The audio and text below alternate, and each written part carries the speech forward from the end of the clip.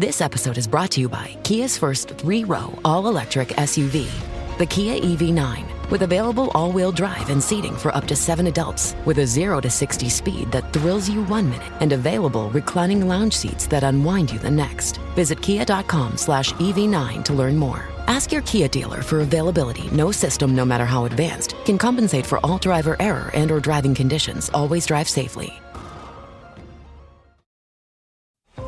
Listen to the 48 Hours podcast for shocking murder cases and compelling real-life dramas from one of television's most watched true crime shows. Go behind the scenes of each episode with award-winning CBS News correspondents and producers in Postmortem, a weekly deep dive. Listen to 48 Hours wherever you get your podcasts. This podcast contains mature content, explicit language, suggestive situations, and partial to full frontal nudity. Listener discretion is advised. Don't let your kids listen to this. So I watched Carbon Copy. I was supposed to watch the first 10 minutes and decide whether or not, and I just watched the whole thing. Not the whole thing. You sent a text saying that you were going to stop. Yeah. I didn't stop. I couldn't stop. You lied. I didn't lie. I couldn't stop. I didn't lie, Annie. I just didn't tell you certain things. I was enwrapped. Is this something I need to watch as soon as possible? I kind of feel like yes.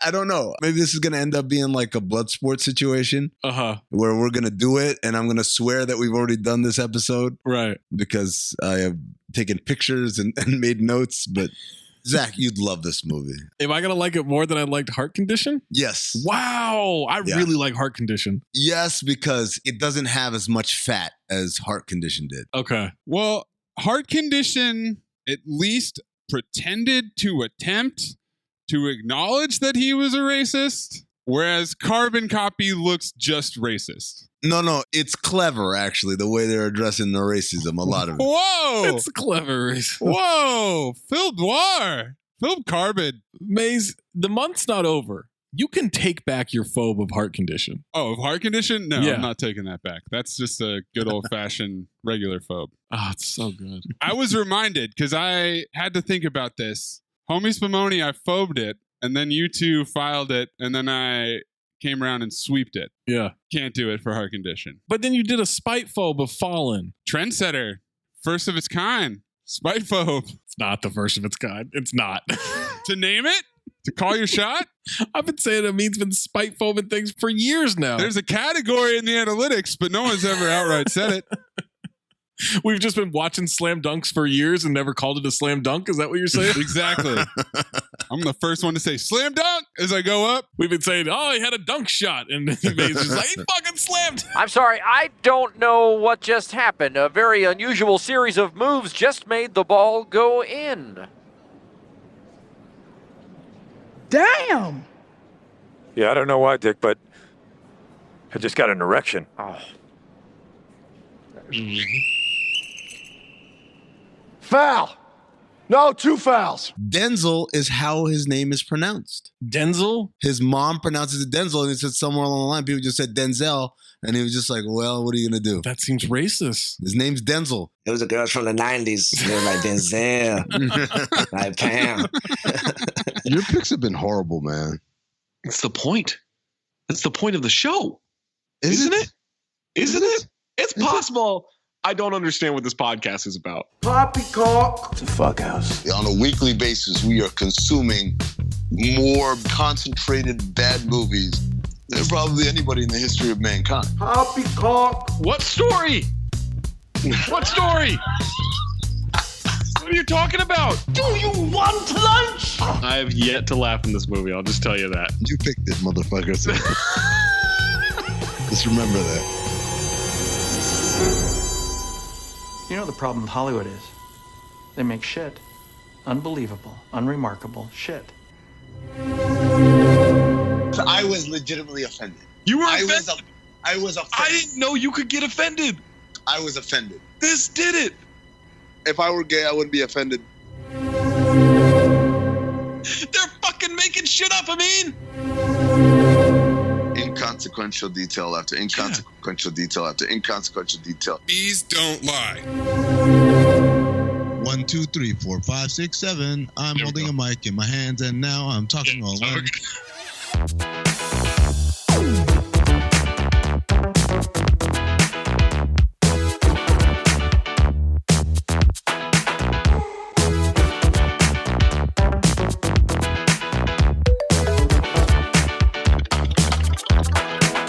Welcome to Cinephobe, the podcast. We break down the movies you're afraid to admit you love. I'm Zach Harper. That's Amin and that's Anthony Mayes. Part of the Levitard and Friends Network on Meadow Lark Media. If you have a review, you better get that bitch in there. We're running out of time. 5 stars, 5,000 by the end of the year, or the podcast is over.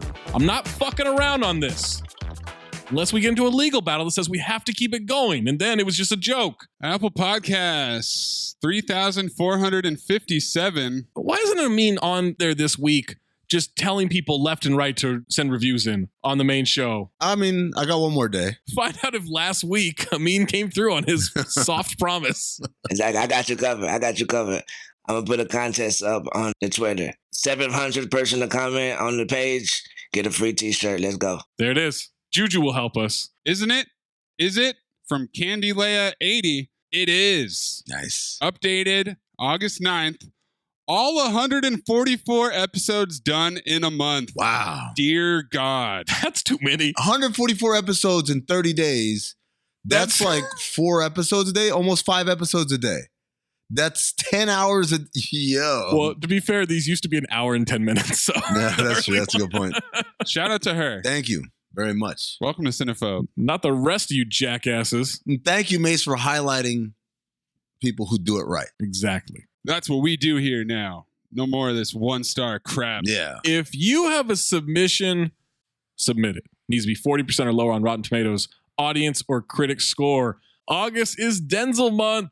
Bringing the heat in the summer. Mays had the first pick, went with Virtuosity. I went with Heart Condition. Amin gave us Fallen.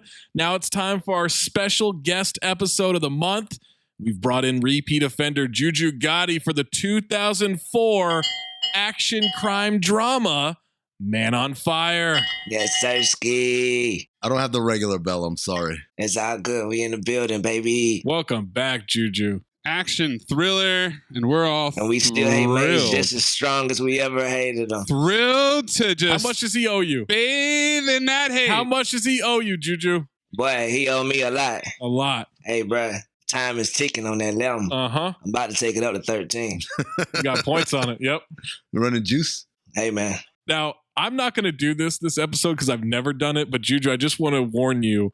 I got an accusation last month from these two assholes that I just kiss ass of the guest because I'm a gracious host. And I'm just like, oh, I would love to hear your thoughts because that's what you do as a host. Yeah. So I'm going to be the same with you, JuJu, as I always am. Don't let them color this as an ass kissing. Yeah. We're friends. We're just going to do this like we would always do it. Tension. Off the gate, off the bat.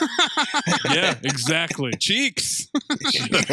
Yo, there is a scene where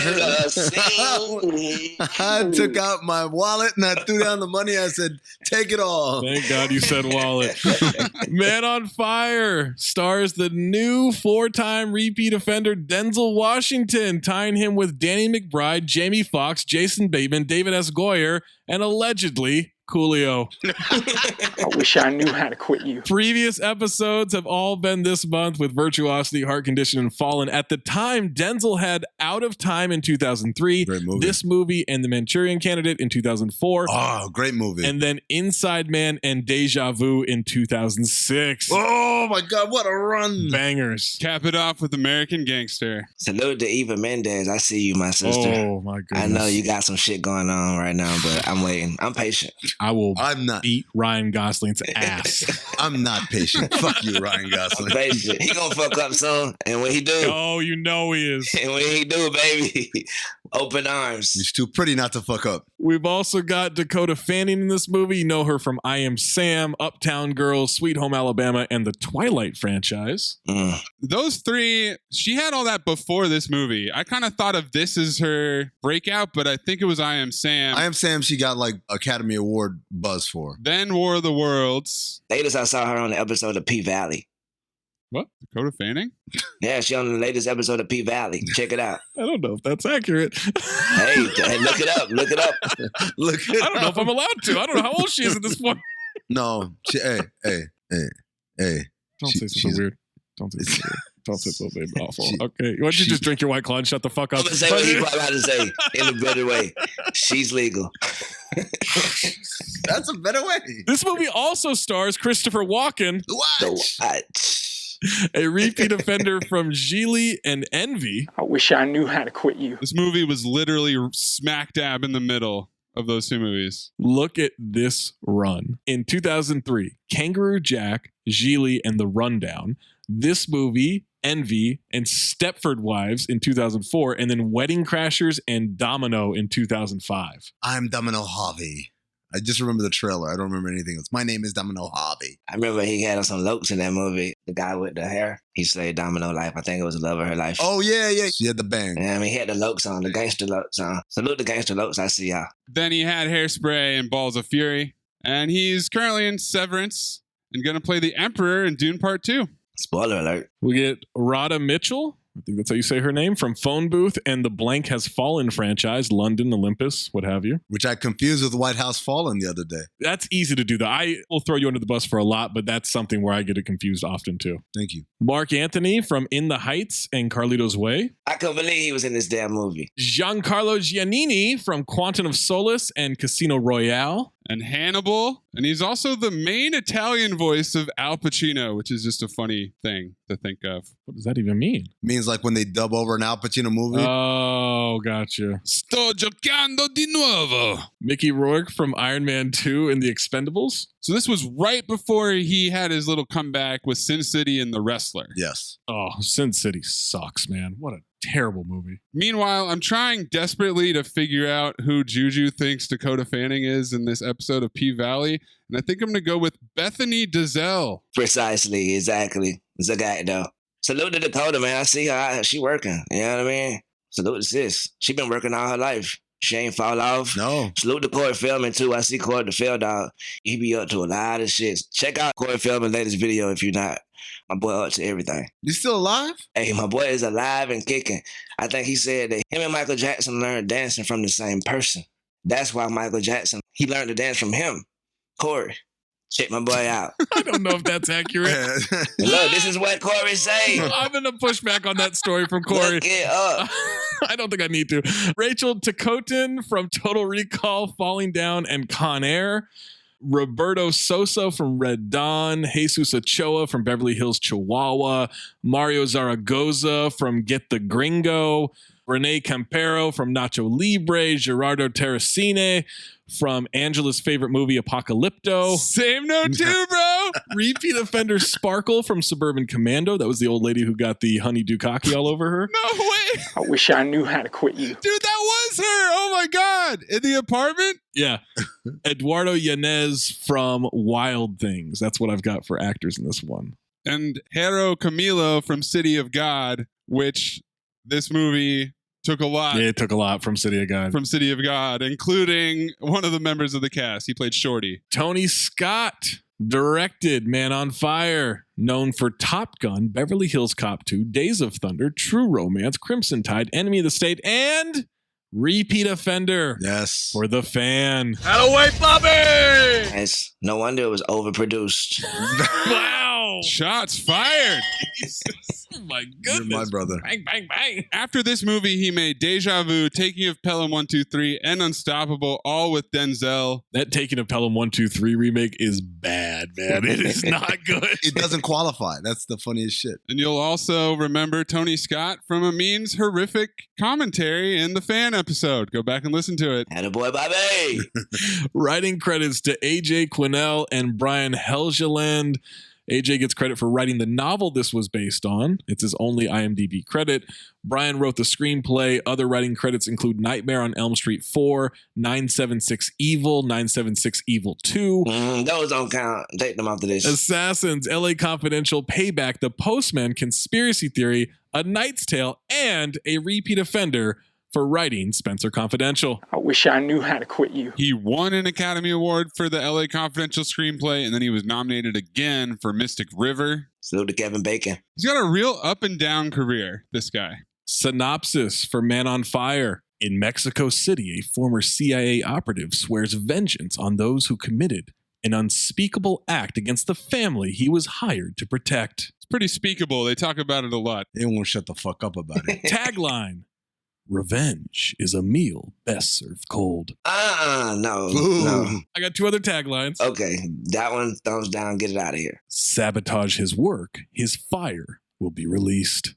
What? Is that Ghost Rider? Sounds like an STD. It sounds like masturbation.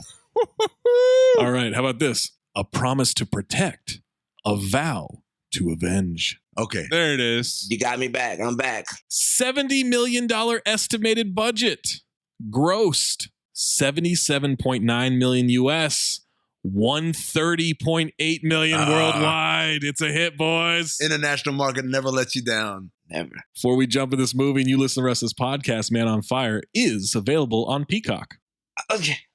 Look, y'all need to send out some goddamn text message or something, bruh. If y'all gonna have a guest on this damn show, y'all need to be like, hey, bruh, the movie we watching is this, but guess where you can find it? Peacock. Put it on my tab. I done paid for this damn movie. Put it on my tab. Nah, bruh. Hell nah, man. Put it on my tab. JuJu, don't you think a producer should do that? Doesn't that sound like the job of a producer? You should text my ass when to hop in this motherfucker. You should have texted me the damn where to find the damn movie. Ain't this a damn bitch? Sorry, bro. Go ahead, man. Maze, you on boy? What was that? $3.99, $4.99? What was that? What'd they hit you? Probably bought it. It's $2.99, but you know what I mean, I'm making a big mess. $2.99, but we're up to $16 now. Okay, cool. Say less. I need it back. I need it this year. Before the end of the year. Before the 5,000th review. You can look crazy if you want to in the Matrix. You can be in the Matrix all you want to. But goddamn, I want it at you. Means used that line before. Rotten Tomatoes.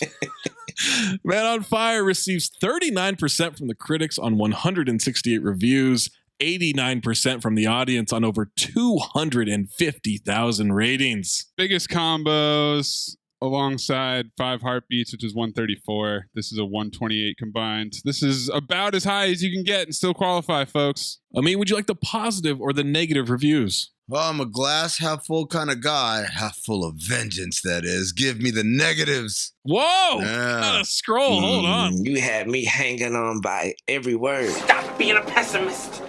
This tank is not half full. It's half empty. Richard Propes of the independentcritic.com. I guess he's not going to give them their propes. This is a merely average film that had much more potential. Nathan Rabin of the AV Club. Nathan, for you. Scott's latest exercise in assaultive excess nevertheless lingers for 2.5 hours like a drunken house guest who won't leave. Assaultive excess does describe the style pretty well. What a wry smile that just came across Amin's face there. A moment of self-awareness. Oh, this is a big Drunk Amin movie. This is a perfect follow-up to last week's episode. Oh, Jesus. There's some lines here that will be clipped for perpetuity. Me and Denzel, man, we have a lot in common throughout this month. You did, yeah. There's a lot. Nell Minow of Common Sense Media. 3-hour tour. Extremely violent. Not for kids. Thanks, Tony Medley. That's not a review. That's how Tony Medley starts every review. By the way, we do have a Tony Medley review later on in the episode. Felix Vasquez Jr. of Cinema Crazed. Scott tries too hard to look like Ridley Scott's films with similar and derivative style and hazy cinematography. Brother talk. Father Chris Carpenter of The Catholic Sun. What? Hey, why is you watching this? A priest wrote this. Mean-Spirited, one of the year's 10 worst. Where's Father Chris been for all these movies, man? I don't know, man. He watched this one because of the nun scene. You know what I mean? Mm-hmm. Yeah, he wanted to see how Sister Anna had it. Exactly. Cheeks, by the way. That's in Sister Act 2. Daniel Egan of Film Journal International. Giving credit to Mexico City as a very special place after spending 2 hours depicting it as the worst hellhole in the hemisphere shows how clueless the director can be. Got some notes about that. Similar note too. Stephen Himes of Flack Magazine. Mina Himes. The simplicity. I want to take my laugh back. The simplicity of Supercharge the laugh. the story doesn't just make for a mediocre movie. It's designed to exploit the audience. The fact that audiences are so ready to embrace such torture and brutality should give us pause. Sir, this is a Wendy's. Carlo Cavagna of AboutFilm.com. I don't think that's how you pronounce it. Cavagna? Spaghetti lasagna. Character development consists of sticking a bottle in Creasy's hand. And away, Bobby! Thomas DeLapa of Boulder Weekly. At an excruciating 145 minutes, just an extended play version of Walking Tall. Instead of The Rock exploding after a slow burn, it's Denzel Washington's turn. Spoiler alert. Ken Hankey of the Mountain Express, Asheville, North Carolina. Looks like it was shot by a cat having a fit in a bucket of ketchup. The cat from the end of Fallen. That's accurate. I told you about the time I almost died. I don't think I wrote this name correctly. Marl Palermo? What's Marl? That can't be a name. Marlboro, man? Marl? Maybe Mark? Marl Palermo of the Coast, Halifax, Nova Scotia. Good voice. By avoiding politics, Man on Fire avoids responsibility. It's without purpose. By avoiding politics? I don't know, man. Reforma! Stephanie Zacharek of Salon.com. Zachareksky! This movie isn't just about a kidnapping. It is a kidnapping, and we're the hostages. And then last negative review, Jan Stewart of Newsday. Yeah. The Daily Show. 2 hours and 20 minutes of the most out-of-control filmmaking you've seen since your Jack Russell Terrier grabbed the handy cam off the coffee table, mistaking it for a tug toy. Yeah, but did you watch the movie On Weed? Positive reviews. Hey, John, that's weird. That glass looks half full to me. Wow, now that you mention it, it is half full. Andrea Granval of Chicago Reader. Washington has chosen wisely, and he hasn't had to wait long. What does that mean? She like Denzel. She think he fine. Man, let me tell you something. I already know the notes that are coming from Amin. You know it. Timeout staff of Timeout. Cowards. It ought to be seriously unpalatable stuff, yet there's something so cherishably naff about Scott's jumping, bean cutting, and hokey-cokey camera work that it's almost a guilty pleasure. What the hell does naff mean? I don't know, but it sounded racist. Joe Utichi. Niggas fuck. Whoa! Of Film Focus. One of those rare treats, an original and ingenious take on an otherwise formulaic idea. Formulaic. John J. Puccio of Movie Metropolis. Oh, the Pooch Man. Poochie Man. I couldn't help thinking afterwards how harebrained the whole adventure was, yet Washington is so charming, so charismatic, and so heroic in his role, he makes the movie. I haven't heard the word harebrained used in the sentence since Bill Nye the Science Guy. James Hill of BET.com. Oh. Do the voice. I don't think I can. For those who flinched at watching Denzel go crooked in Training Day, you may want to hide under your seat as he goes absolutely twisted here. Equalizer movies are pretty much more of this character, right? Yeah, this is way more Equalizer for sure. Brian McKay of eFilmCritic.com. Adam McKay. The chemistry between Washington and Fanning is the main reason why the story works. Without it, Man on Fire would just be a big, dumb, loud, violent music video. Man, there are music video parts of this. Yeah, there really are. There are two influential artists on this movie. David Nusser of Real Film Reviews. Man on Fire is the film The Punisher should have been. Future Cinephobe. Renee Rodriguez of Miami Herald. Man on Fire awakens a genuine sense of bloodlust in the viewer. Whoa! That's a hashtag because Miami. Deeply personal expression in a review right there. Yeah, it seemed oddly specific. Bloodlust. I went home and killed a rabbit after this movie. And ate it. Michael Brody of Cinema Blend. With the Brodies. A vicious, uncompromising look at the effects of a kidnapping in Latin America. It is uncompromising. Jonathan D., 5 out of 5 stars. A beautiful film brings tears to my eyes every time. The critics these days are a joke. They know nothing. Please feel free to disregard their witless opinions. Got it, Jonathan. User Harry H, 4.5 out of 5 stars. Harry and the Hendersons. I enjoyed this movie so very much because Denzel, the protagonist, is no Superman. He's flawed, just as all of us are. Sure, the character is violent, but that's his job. I also enjoy how the movie builds slowly and then erupts into vengeance, the best kind of violence. Does his alcoholism ever end up hurting him? Just when he couldn't catch the bullet in his room. He solves that. Apparently, by just drinking more. I don't think he's boozing too hard in the end. It never plays up like, oh shit, if I wasn't drunk, I would have saved her or anything. Yeah, it never compromises him. His alcoholism is the same as Bob Hoskins' racism. That's true. In Heart Condition. It never gets resolved. It's never a hindrance, really. That's a fair point. User Edward S, 5 out of 5. Edward Scissorhands. Fucking belter of a movie. Ooh, belting it. User Benjamin W, 5 out of 5. Benjamin Wattens. I read the reviews before watching the movie. I don't know how it got such poor ratings. I have one word for anyone who has watched this and anyone who wants to but hasn't yet. A single word. Wow. Wow. Fuck you. And then last one, user Sean S. 4 out of 5 stars. Sean S. Jordan. Some idiot movie critic gave this movie a poor review by saying extremely violent, not for kids. No shit. It's rated R. Saving Private Ryan was an extremely violent movie, but must be a bad movie. This person really fucked my day up. What adult? I need a beer. No, minnow. We'll get Amin's first note after these messages. Listener, what's up? Zach Harper coming to you live from Just Making My Picks on Prize Picks, the largest daily fantasy sports platform in North America.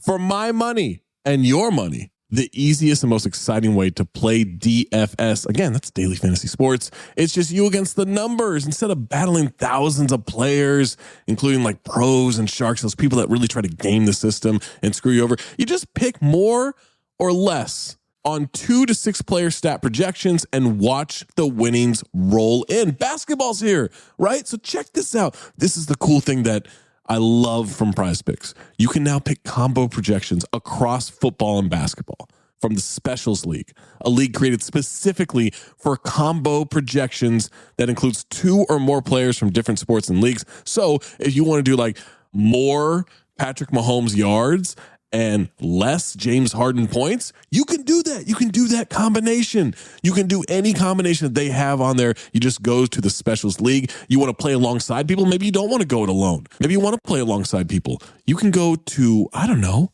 Meek Mill, Andrew Schultz. You find them in the community plays under the promos tab of the app to view entries from some of the biggest names in the Prize Picks community each week. And best of all, Prize Picks even offers a reboot policy so your entries stay in play even if one of your players gets injured. For football and basketball games, if you have the player who exits the game in the first half and does not return the second, that player is rebooted. Prize Picks, the only daily fantasy sports platform with an injury insurance policy. So I'll tell you what you do. You go to prizepicks.com/ding and use the promo code DING, D-I-N-G, for a first deposit match up to $100. Let me say that again for you. You go to prizepicks.com/ding. You use the code DING, D-I-N-G, for a first deposit match up to $100 from our friends at Prize Picks. Prize Picks, daily fantasy sports made easy. Amin, what is your first note? Kidnaping month is back. I'm not laughing at kidnapping, but I can't stop laughing. Maze, what is your first note? My first note is this movie directed by the cat from The End of Fallen. Because these credits are demon/watcher vision. Oh my God. Hokey cokey. I like that term from the reviews. This is hokey cokey, man. Hey, bro, as soon as you said cat, I had a flashback and bowled up at your ass. Don't say that word to me. I was laughing and that shit snapped me right out of it. You saying cat. And by the way, let's talk about last time. You remember last time I came on here, the fucking belly episode? You know what happened to me, full disclosure? I had a 2-pull and I was on them yeah-yeahs. And so I was in here ready, you know what I mean? And the first voice I heard was May's bitch-ass voice. And I was like, get the fuck out of here. I was all the way checked out. So when y'all have guests on here, don't let Mayes talk to him first. Yeah, that's on Zach, us. Amin, welcome in. I agree. JuJu, do you have a first note that you'd like to share? My first note was, damn, these statistics are stat of the day quality. My first note, maybe this movie is 2 hours and 26 minutes long because it starts out in slow motion for no fucking reason at all. And then speed up. And then slow down. And then speed up. It doesn't stop. I asked, is this whole movie shot like this? Kind of. 2005 was a time. Exposition to start us off over narration. There's one kidnapping every 60 minutes in Latin America. 70% of the victims do not survive. That is your stat of the day. Give me the short version, please. Stat of the day. Stat of the day. And someone's getting grabbed. What are the odds? Title card as a wife on the phone is left in shock at what just happened. I really thought they were going to grab her. Maybe that's sexist. I don't know. I thought that she was the one that was going to get naped. What? She was the one that was going to get it? That was going to get naped, kidnapped. Okay. Naped to an end. Zach, you got to watch out with some of your pronunciations, man. We're getting kind of a credits opening montage with pics and distraught family members and cops tracing phone calls. We get a convo. Family's everything. Do you love your son? It's weird that the Mexican kidnapper calls Mexican victims and speaks to them in English, no? See. There is a lot of Spanish in this movie, though. There is. I hate when they speak Spanish and English at the same time, so it's captions and then not. They'd be like, Nosotros, Nuevos, Donatello, Ruby Tuesday. Like, fuck out of here, bro. Just speak. So we get a $10 million insurance policy. Guy's got to, I don't know, remove his shirt. Pop off that shirt. Wave it outside the window. I don't know why they got to be shirtless for this. I don't know. It's his thing. And they cut the kid's ear off before dropping him on the freeway blindfolded in his underwear. And now we have a haggard Denzel in El Paso, Texas, U.S.-Mexico border. Scraggly beard. Oh, man. He looks rough. He looks pandemic. Manscaped.com would like a word. Supposed to use that on your face? You know what I'm saying? He look like he got bald hair on his goddamn face. That's how patchy that shit is. Yeah, but it's not just for your face. Like, you want to use different ones for your face and your nether regions. Kick, save, and abuse. You don't want to use the same thing. Now he tells me. Ugh. He's drinking out of a flask. Are flasks still a thing? I have a flask. I have one too, but that don't mean it's a thing because you got a flask. Of course you got a flask. Of course. Exactly. Of course. What's that supposed to be? Hold on. Intervention. That's not even a podcast. Cut to a barbecue. Christopher Walken yelling for Georgina. Georgina! Obey me. I will love you. Come on. That's how it works, huh? Simple. Right. Straight, no chasing. She kisses him. He licks his fingers and looks at her ass, by the way. He's Brother. horny. Ass off. They are licking the fuck out of their fingers. Him and Denzel. Yeah. It's like they're having a contest. It ain't even no sauce on them motherfuckers no more. They just dry.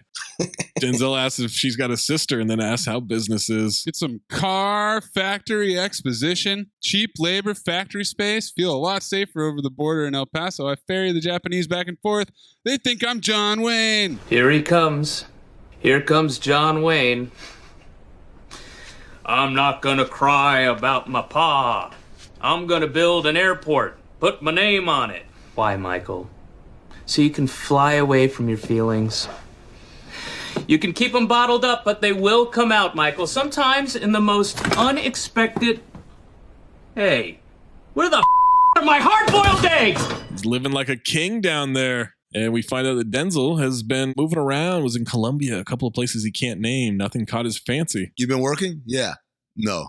Yeah, Golden Dumpster nominee, the way he said, yeah. No, I ain't been working. We have an existential crisis position with Denzel as he says, you think God will forgive us for what we've done? Just really jump right into it. Exactly. No is the answer. It's just a flat out no. No. Yeah, me neither. Cheek City over here. Exactly. That's the point where Benny Boom started giving you the cheeks position. It's like, hey, flashback. I could do with some impulse. And I said, I was like, yo. She was bad, but she had her little sister heels on. For sure. No bitch was too small. You know what? She's not going to wear them the whole time. I was taken aback. I'm so used to every scene in every one of these movies. Zero cheeks, zero cheeks, zero cheeks, zero. The cheekiness blew me back. I was like, whoa, what is this? Probably not the only thing that blew. Do you think that's what they meant by a special thanks to Mexico City, a very special place? Hey, but that shit was like a loop video. That shit was going down. Cut to Mickey Rourke and Mark Anthony eating in the middle of a restaurant as Mickey lights up a cigar. Mark Anthony said, "Tell me, baby girl, cause I need to know." He's complaining about everyone wanting better bodyguards, my wife included. And he locks up, ass on. He is sprinting to get through these lines. Who, Mark? Mark Anthony. Yeah. I have to agree with Mayes because I have a note here that says, "Tell me, baby girl, cause my ass is on. My ass is on.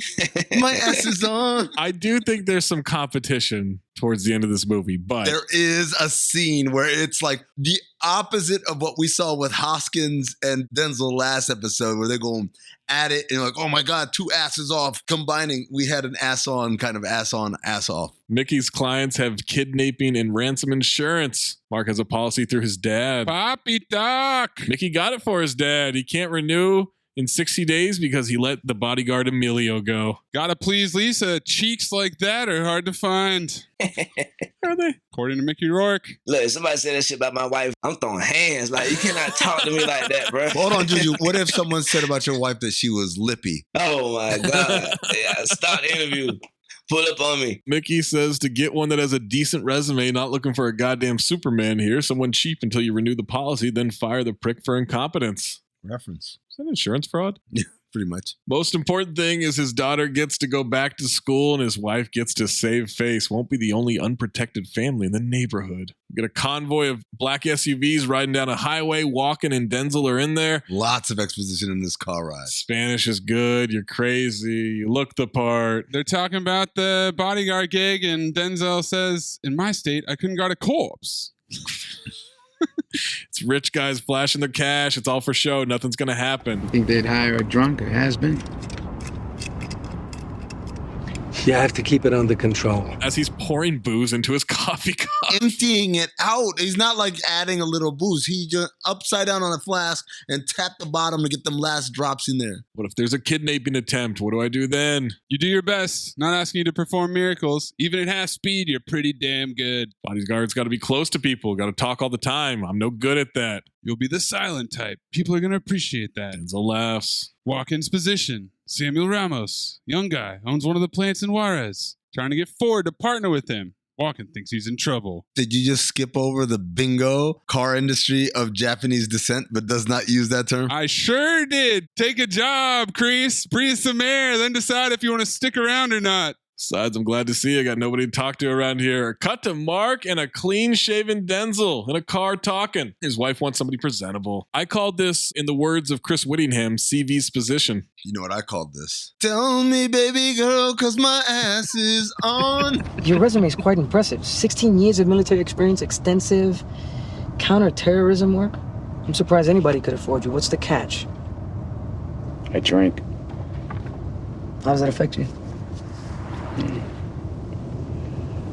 Coordination, reaction time. If top professionals try to kidnap your daughter, I'll do the best I can, but the service will be on par with the pay. What if amateurs try it? Probably kill him. This is the part that's truly amazing in the wake of last week's episode. How does drinking affect you, Amin? I drink. Coordination, reaction time. Coordination. Brad, he was too honest. Like the guy on the damn basketball commercial from high school, like out of bounds on me, coach. But he said it brolic, like, I drink. Fuck you saying. Like, I don't even want this job. Brother, you can have a nice day. You will not be getting a call back. See you later. No one's to know about your drinking. That includes my wife. And they go to the house. Piano playing, Dakota Fanning on the keys. This hoe is a phenomenon. She's not just on the keys. That's not, no. This little bitch is a phenomenon. She's supposed to be on AFT, whatever. American Got Talent. AGT. Put her ass up there. AFT? America's funniest tacos was to tease them. Thugger. But put that hoe wherever she need to be. She is going crazy. We see protests on TV. Lisa meets Denzel. You're an American. So are you. Two-handed shake. This classy. I like that. Yeah.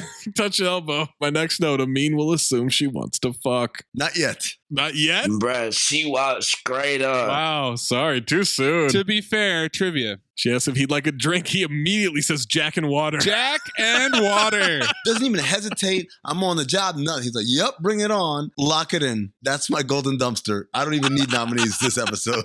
She walked over there with fuck me eyes, like her husband is not around. Where's your husband? You're American? Exactly. Woo. What? I'm like, hey, yeah. I'm from Atlanta. Yeah, what's happening? He hasn't done this work before. No family. Dakota is named Pita, like the bread. Yeah, Dakota Fanning's character's name is Lupita Ramos. I can see it. I know that they made her mom a blonde white woman, but that's still just funny to me objectively reading that name. She tells Pita to show Denzel to his room. I'm like, I guess he got the job? Just like that? Pretty quick. Yeah. Is he even packed? He's American. He downs that drink, by the way. Fucking destroys it. Yeah. Felt so proud. And then she diverts her horniness by climbing on top of Mark Anthony. Got her going. I feel better now. Yeah, you do. Peta's introducing him to all the workers there. Bruno the gardener, Maria the cook. Room's been fixed up. There's a TV and a CD player. I bet the gardener hated that shit. Like, man, this is my part-time. Like, I'm not no fucking gardener. Fucking shit. I'm a comedian. Juju, I had that note in one of the 800 swimming scenes later. Right. When they all sit around the swimming pool. I guess it beats gardening at that point, but still. It is hot as fuck out here. You walking around somebody's like, hey, get the fuck out of here, nigga. I don't even know you. Ask him what kind of music he likes. He says he doesn't know. You don't know? I don't know. My guns is hand-me-downs. Here's your bird. The other guy left him behind. He wants to be called Creasy. That's his name. He says he's never protected a child. I said, same note too, Maze. I think you're reaching, as usual. Ass off for that bird. That motherfucker bit his finger on cue. I was like, God damn. Is that a robot? You know what? The bird is ass off in this movie. This bird is fucking amazing. I'm going to allow it. Peta asks Lisa for a dog. Mark promised one when she went back to school. We get some exposition about her being too old for a stuffed bear. She calls Denzel a big sad bear. Is he sad? I think, or something. I wrote, did she just, or some shit this thing? I don't know. Same note too. And then she asks for strawberry floss and says goodnight to Creasy Bear. The fuck is strawberry floss? Bruh, she is wise beyond her years. If I was her age, she'd have me wrapped around her little damn finger. At this point, I wrote down the note. She's far and away the best child actor we've had. Oh, by far. Since The Black Baby and Heart Condition. 2 episodes. That baby was so good. That baby was ass off. I don't know what Maze's problem was with that. Denzel's just cocking his gun. That's not a euphemism, folks. He's drinking. He's pointing his gun. He's popping the bullet out of the chamber. He can't catch for shit. In the middle of the house, too. Like, bruh. Mark Anthony lights up what can only be described as a fuckload of candles in a room. Yeah, I had shit ton, but same idea. One for business, for Toyota, for Ford. The Virgin of Guadalupe. One gust of wind, and that motherfucker is curtains. Literally. The whole house. Yeah. Lisa tells him that Peta likes Creasy. He says Peta loves school. Peta would love Count Dracula if he took her back there. Nerd. Square. That apparently is foreplay because then she takes her top off and gets on top of him again. But there's no tension. No. I mean, she's just fucking to fuck. She's fucking to fuck. Yeah. For the fuck of it. Next day, Denzel making better notes than Amin, mapping out routes as the parrot squawks. 20th century bitch. With the maps. Right.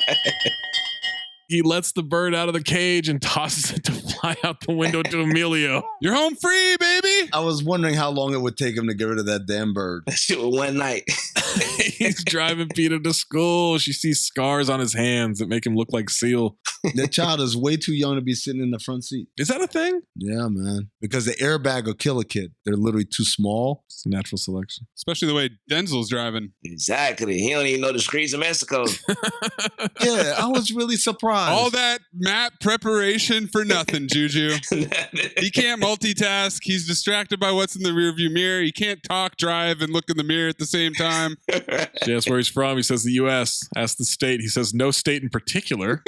That man's on the run. Okay, if someone said, where you from? No, really. I could see Juju giving an answer like that. I do be saying shit like that. I still got girls thinking I'm a marine biologist. Oh, this next question, man. She just asked, being black, is that a positive or a negative for a bodyguard in Mexico? Go, you're 7. What the hell? Ass off, though. He says, time will tell, and time is on my side. That was what Tony Scott was singing when he made this movie. Y'all thought some shit was going to happen here? Nope. Dakota Lipnicki has all these weird facts about kidnappings in Mexico City the last 6 days. 4 a day. precocious youth stats position of the day. He says, I think you know entirely more than you should. Drops her at school. He's got to sign in, show his ID. We meet Manuel, who never comes back. Sister Anna gets introduced, says you got to look out for our PETA. It's not good that she's late today. Best feeling in the world, though. He finished that whole sentence with the Bible verse and walked off. Oh, man. Yeah, I mean, for the path of the righteous. He was like, bitch. I know. I'm the sheep that got lost, Madre. Exactly. Fuck out of here. Why is this movie overly dramatic before anything dramatic has actually happened? Style. Because he had just watched Gladiator. That's why. Film noir. That's coming. Oh, there's some notes. All right, he leaves after they do a same note too on the Romans chapter 12, verse 21. And then he goes and looks at a Linda Ronstadt CD. There's some postcards, some CDs. This was something that I did not anticipate in any way. This being a big Linda Ronstadt movie. School day's over. He's waiting for her. She asked if he liked school as a kid. He doesn't remember. This motherfucker has no answers. Then when pressed, he says he didn't like it. Were you unhappy? He just looks at her. Being unhappy, PETA, that's a state of mind. I really don't remember. The fuck does that mean? Man, Rich, are you on mushrooms? Like, no, man, y'all know what he's doing. He doesn't want to fucking talk to this child, and she won't shut the fuck up. And he buries his pain in alcohol. What happened to your hand? Birth defect. No, it's not. Look, no more questions, okay? It really wasn't a question. It sounded like a question to me. Look, I got a job. Hey. No, gracias, no. Listen to me. I'm being paid to protect you, okay? No. I'm being paid to be your bodyguard. Look at me. I'm not being paid to be your friend. I'm being paid to protect you. So no more questions. That's it, period. Stoplight. Kids are juggling, washing windows, knocking on windows. He's just pointing his gun at them left and right. He is jumpy, my boy. Zach, kids are juggling, jumping on the car, washing windows, or as Mayes calls it, heaven. Maybe I should book a trip to Mexico City. Well, Whoa. one, I don't like it when you lean into it. And two, I wouldn't put that on wax, Maze. I just would, What? What's wrong with Mexico City? I've heard from a movie I just watched that it's a very special place. That's a lovely place. Does this count as a mime? My month is back. No crying. He's not being paid to be her friend. He slams on the brakes. She gets out, but it's to get in the back seat. Look, Scrite one, goddammit. If you hop your ass out again, you hopping your ass home. Mm-hmm. I told you, damn daddy. You know what it is. Lisa asked Denzel if he has everything he needs. Asked her about food. He wasn't hungry tonight. And this is the part where I said, is there a tension with the mom and Denzel? Oh, why is she on his dick so hard? Exactly. I would have hit her with the, yo, you know what I mean? Yeah. You read the Bible? Bible? She says it weird. She's the Bible? Put a pin in that. Pin in it. Yeah, sometimes. Does it help? Yeah, sometimes. This motherfucker's real verbose. He just...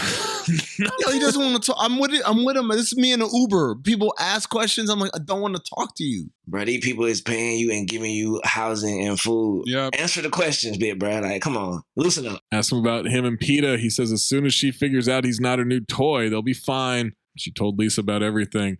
PETA wants to be his friend. He's holding back burps, by the way. Yeah, he's real drunk. Those drunk burps. But you're paying me to protect her, right? Not be her friend. So maybe this isn't going to work out. Maybe find somebody more sociable. You're being paid to protect her, and I'm confident you'll do that. And then she leaves. I bet she does. Damn right you ride with me tomorrow. You need to get her hair done after she rides. What? Exactly. Hey, talking about? What's happening? Time for Denzel to vibe out to Linda Ronstadt. I'm so lonesome all the time as he swigs from the bottle of Jack Daniels. And then, film noir, there's a scratchy 9 Inch Nails remix because Tony Scott really fucking loves 9 Inch Nails, guys.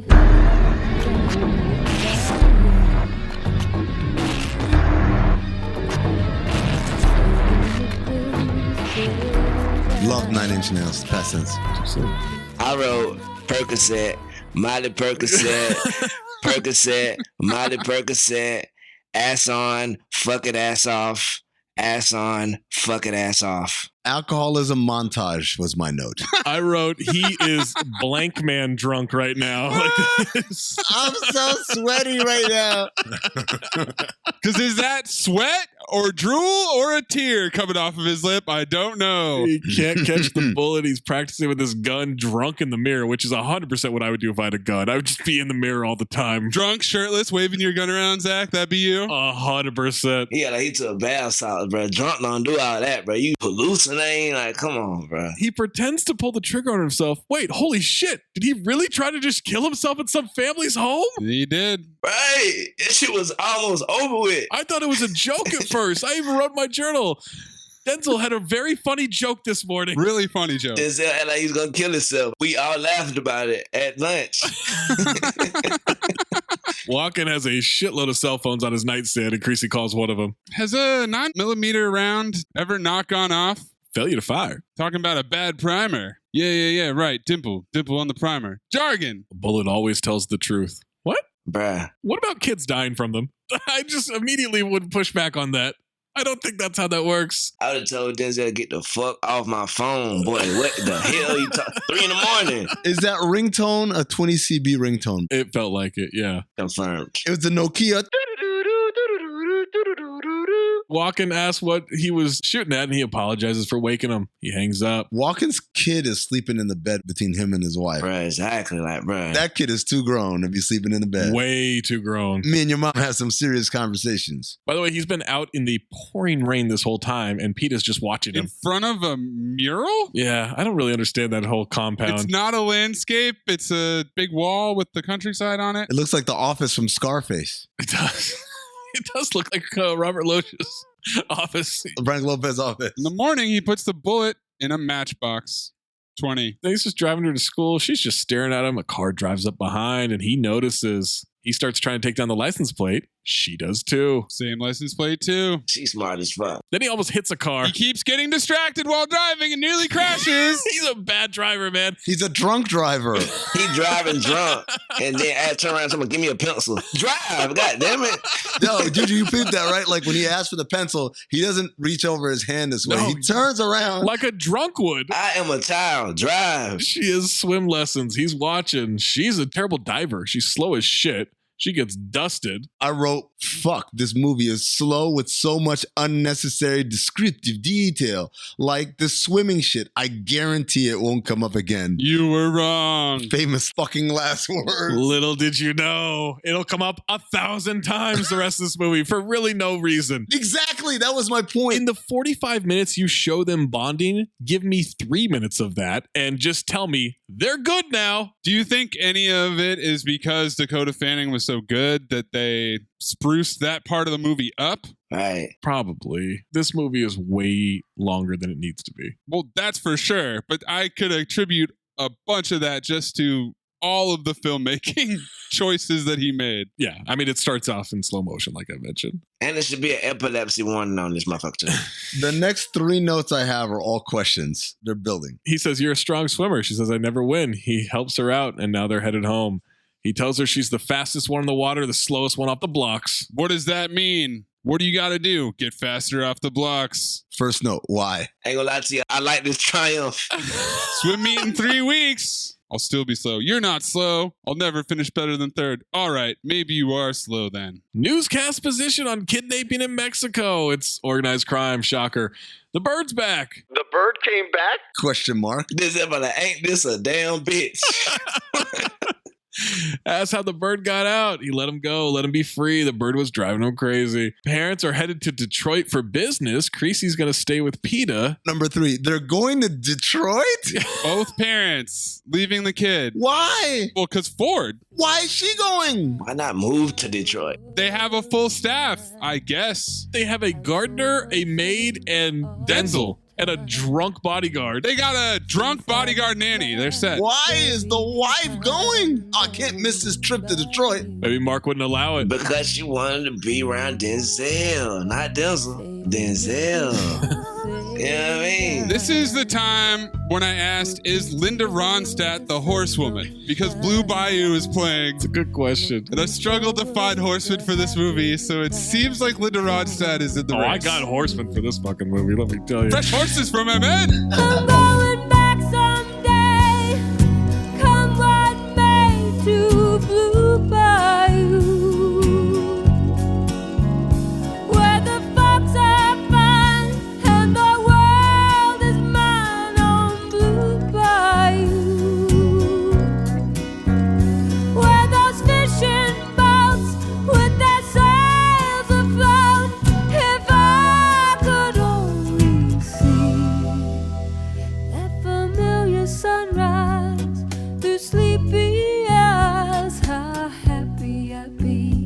She flinched at the noise of.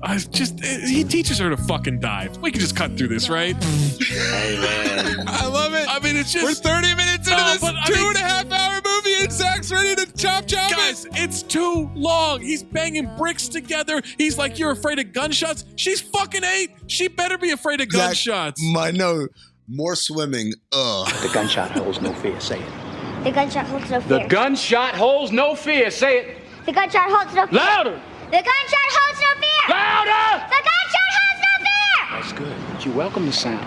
In fact, it's the sound that sets you free. You are a prisoner on this block until that sound sets you free. Are you ready? Are you ready? Are you set? Uh-huh. Then she's doing her homework and she's learning about concubines. It's in my history book. Oh. It's like a wife, right? Yeah. It's, let me see. Number wife. Right there. But the Emperor of China had 1,000 of them. Okay, like nowadays in the West, they have one husband for one wife, but in the olden time cultures, they had, different rules. Why, you feel sorry for the husband? Yeah. Can you imagine my mom multiplied by 1,000? Did you just call your mom the bitch wife? Sure did, Amin. I ain't gonna lie to y'all. I was locked into this little triumph story. I was on her side so bad. I'm like, please win. I was with it. What's a concubine? Oh, tell her, Denzel. I bet he has imagined 1,000 of her. That silence you heard was Amin nodding, which is great on an audio platform. You're smiling. What? You were smiling. No. You were? No, I was not. You're not now, but you were. No, you were smiling. I wasn't You smiling. were. When? Like 5 seconds ago. I'm not smiling. Well, a second ago you were. No, you said 5 seconds ago. Now that's 6. 6 seconds ago, I wasn't smiling. Okay, 10 seconds ago. 10 seconds ago, I was smiling. seconds Okay, in the ago, next you 10 seconds, let's see who smiles first.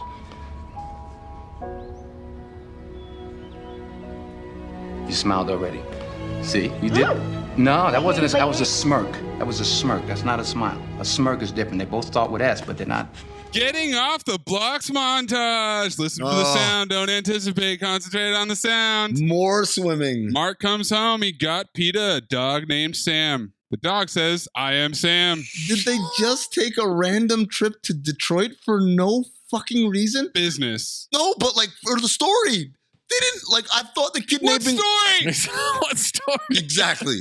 When does the kidnapping go down? When they first left, I thought, okay, for sure this is going to end badly. She's going to get kidnapped. Right. Yes. Nope. They just keep taking fucking trips. Constantly. She's got a lot of practicing diving. I'm watching this whole movie thinking the door about to get kicked in every 2 seconds. I'm like, That's how you build the suspense. More swimming. More homework, more swimming. The dog is nowhere to be found, by the way. Like, she's already abandoned this thing. The dog is named Sam and the dad is named Sam? Yeah. We're just going to name the dog after the dad and, like, no one thinks anything of it. Narcissist. Do you have a girlfriend, Creasy? What? Do you have a girlfriend? No. What kind of question is that anyway? You're supposed to be studying history. That is history. Creasy history. No, that's ancient history. No more questions. That's good banter. Who is your first girlfriend? Nunya. Nunya business. That's who. We are 40 minutes into this movie and nothing has happened. It was more looking at how much was left, but yes, same note too. Now, if I heard round the corner my daughter asking this grown ass security guy, I'm kicking the door. Hey, whoa, what y'all talking about? With the first girlfriend? What y'all doing in here, man? Cut some lights on. All these damn candles.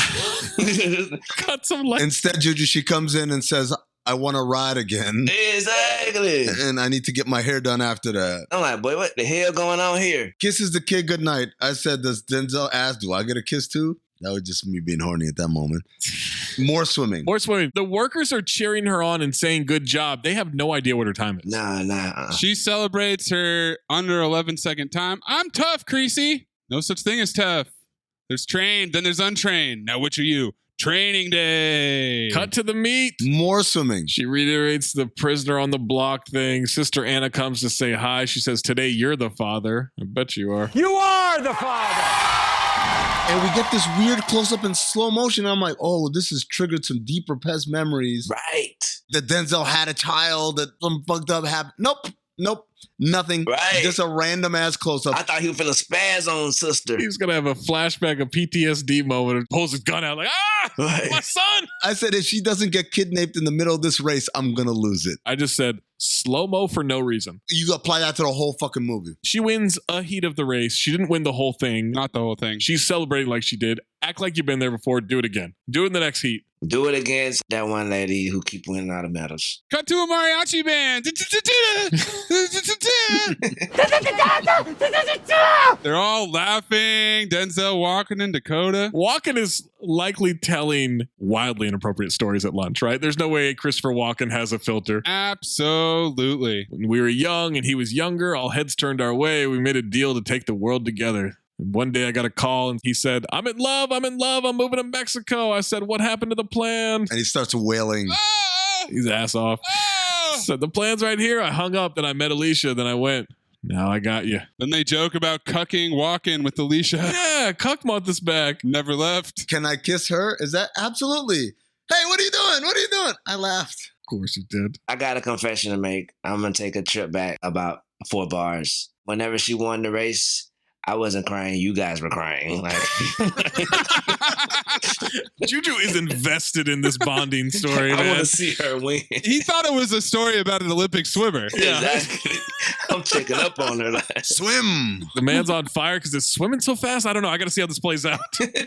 Peeta gives Denzel a toy bear she bought with her own money. It has St. Jude, the patron saint of lost causes, inside it. Jesus Christ. She said, I bought that with my own money.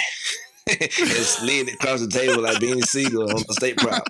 This is a nice moment. At night, he starts to drink. Then he puts the cap back on the bottle and turns to the Bible. Oh, he's changing. Mark is practicing his golf swing. Peeta wants to talk about swimming instead of piano. He says it's not open for discussion. She has a famous teacher who might accept her. Denzel's driving her and the dog. She says if he broke her fingers and taped them back together, she couldn't play piano, but she could still swim. Creative minds here. She says she knows why he wanted the pencil that day. One of the license plate numbers. She wrote it down, got it all but the last number. He asks if she can belch or burp, and then says it's very good. I just had a Coke. Remember this. This is a weird trivia. Tells her to do that every few minutes with the famous teacher. Apologize, but keep doing it. She'll offend his sensibilities. She'll be back in the pool in 24 hours. Gives him a little flower.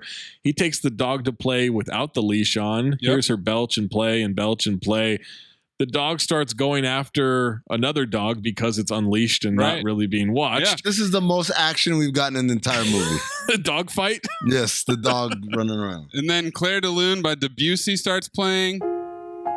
Denzel leashes the dog, brings him back. The cops come by. They block the street off. So much slow motion. The cinematography is just swirling and swirling. And oh, man. He's putting it together. What's about to happen? Church bells are ringing. We are 50 minutes into this shit, and I'm still waiting for a kidnap to happen. How baggy are his pants? Oh, my God. Jermaine O'Neil-ish. Walking around like Drew Gooden. The same car we saw before shows up. Peeta walks out of the door. Denzel's headed that way. He shoots his gun in the air. After saying, I'm not afraid of gunshots. I'm not afraid of gunshots. He shoots that gun there. She flinches. She's did what the fence has. Got the fuck out of there, too. Mm-hmm. The cops start shooting at him. Are they cops? Are they not? Denzel gets shot. Doesn't flinch at all. Oh, he can take it. It didn't deter his walk. No. He just kept busting like dead shot. He took it like it was a butterfly kiss. Right. I kept wondering, does he have a bulletproof vest? No, he does not. No, because he's blood instantly. Straight through the chest, and he shot 6 bullets and hit all, like Steph Curry. He gets shot so many times in this movie. And that shit doesn't do a damn thing to this dude. No. Bullets whizzing, Peeta running. Denzel gets shot more and goes down. She's crying. She's crying like a bingo, man. She looks like a dummy. Oh, she's ass off, though. Someone grabs her, throws her in the car. They drive off. Fade to black. We hear a heart monitor. News position that he murdered 2 cops. There's flashbacks of Peeta screaming. There's flash bulbs. He's in a hospital bed surrounded by cops. They're arresting him. They also suspect him of kidnapping Lupita. Mariana is there asking the tough questions. Those cops are off duty.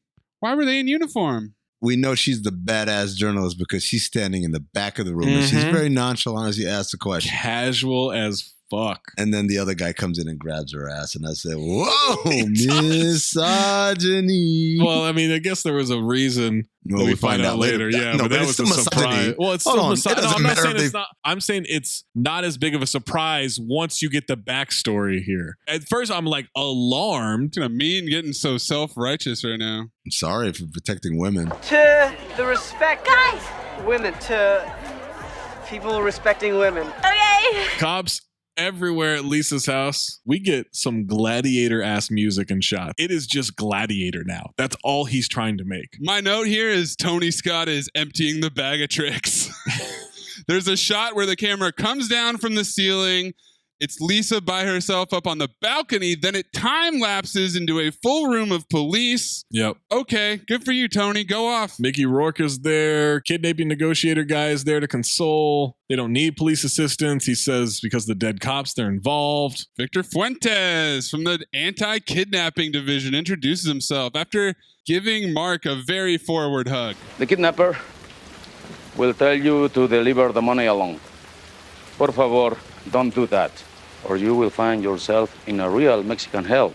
No mariachi, no tequila, and no pita. You doing shtick here, buddy? I think he is. His daughter was kidnapped. Isn't Victor Fuentes the one that says his English isn't as good as his Russian? Yes. Which is a weird Easter egg that never factors in again. Character development. He asks him to speak a little slower, and my man, Mickey Rourke, he doesn't give a fuck. Does not slow down for a second. That's a lawyer right there. This is when I wrote that we still have a whole 90-minute movie left. Oh my God. Nothing's happened. That's the problem. I mean, Juju's been very invested in this swim meet. Hey, so far for me, yeah, Oscar worthy with Dakota Fanning, actor of the year.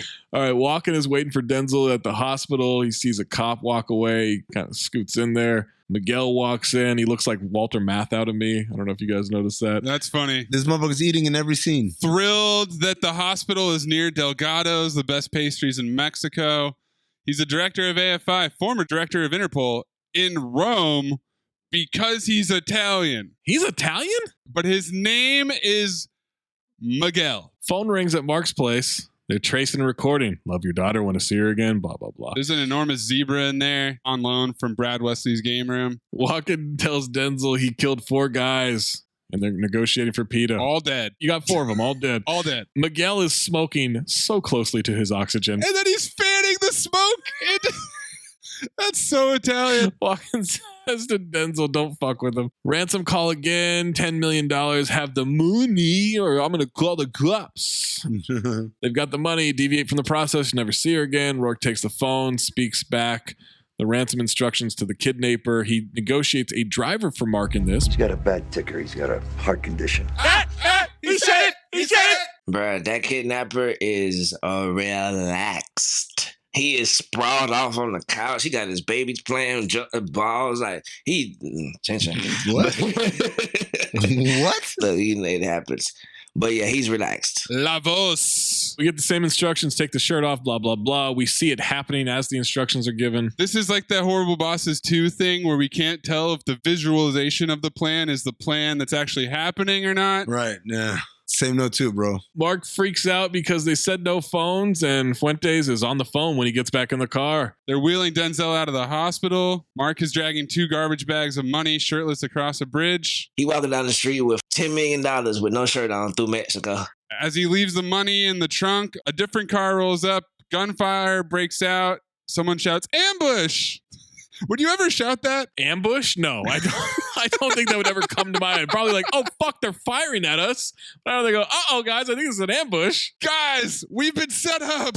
New call from Mark Anthony. Mr. Ramos, you betrayed me. You killed my nephew. You took my money. Senor Ramos, God be with your child. While this is going on, they are showing aerial pool shots of his family living life in the pool, relaxing poolside. Is that his family, Juju? Who knows? They are living life. Or is that the Neverland Ranch? Exactly.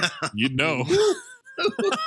Those tickets to Mexico City price just dropped, baby. Lisa gets on the phone, kicks the cops out. She's apologizing for what happened to the nephew and asks for her daughter. Slapping the shit out of people. That first cop, she slaps the fuck out of him. The next 2 is kind of like on the back of the head. She caught herself, yeah. But that first one, She swung her hips. She escalates quickly from calm to just slapping people willy-nilly. Walken somehow got Denzel out of a hospital unharmed and unnoticed. Yep. He killed 2 cops in Mexico. Mm-hmm. They just wheeled him out. Denzel wakes up. Walken says it looks like a dog hospital. He tells Denzel that PETA is dead. Somebody hijacked the drop. He clutches the St. Jude pendant and Claire de Lune Debussy reprise. Oh, Debussy. I love Debussy. Sometimes all I can think about is Debussy. Oh, look at the pianist. The pianist is so good with Debussy. We get some heart condition asked, hey, it's been a month. Hey, it's been 10 months. That's all. Just you've been hospitalized for a month. Right. They're showing pics of the potential suspects. He recognizes them, but says no to all of them. They were all cops. Miguel says they were all dirty cops, and Wayne Jenkins month continues. Big fucking Wayne. Oh, Hendrix. I think I'm getting an erection, man. Big fucking Wayne. They're protected by a brotherhood called La Hermandad. Herman Poppy talk. All I gotta do is find this Hermano guy. I'm gonna kill him. It's a brotherhood called The Brotherhood in Spanish. And they got Richard Simmons is one of the members in that damn group. In that lineup, yeah, right in the book. Yeah. Walken is helping him walk around. He takes him away, and they see the reporters following him. He says he can take him to the border, and then a friend will take him to San Diego to the Naval Hospital. And Denzel says he's not going. Let's take a ride by the crime scene. She can follow us. Walken calls Mariana Lois Lane. He also says hi to the woman with the dog from earlier. Denzel is reliving the incident. The flower is still on the ground? It was a month ago. Yeah. They don't have street sweepers. Does the flower live forever? That motherfucker's alive and kicking. Denzel is grimacing his ass off, by the way. The reporter walks up to him. A lot of people are looking for you. And she introduces herself. A reporter from Reforma. She hands him something she found across the street. They put a curse on him. Santa Muerte. Death worship. Ha! A little late. I put a jihad on you. Like, I put a jihad on you too. What are you going to do? Get in my truck and leave. Says she can help him. Herman dead. It protects high-ranking government officials, corrupt police, and organized crime at a level that is too difficult for me to reach. She wants his story. Thinks they're victims. She can help. Help me do what? He needs friends there who know their way around. What he really needs is friends to look things up on the internet for him, which is what he does for the rest of the movie. Walken again says that Denzel will be stateside soon. I'm gonna need some help first, though, Ray. You don't stop bleeding, you won't last a day, the shape you're in. Is that a yes or is that a no? Yeah, but I'm done killing. I told you that. Okay. Anything else is yours. Crease rips a paper out. You're talking about war, Crease. That's exactly what I'm talking about. Takes the bullet out of the matchbox. Back to the Ramos house. It's a baggy ass shirt. That shirt is the 3T long fucking shirt. The big ass bowling shirt. It's a button up shirt, but it comes down to mid thigh. Yeah. This was the time I looked at the clock. Like, damn. Like, what the fuck? Yep. Dakota Fanning's gone. Right. Juju's like, hold on. Juju can't connect to this swimming plot line anymore. And now he's just wondering what the hell's going on. She was going places. What the fuck am I still watching this for?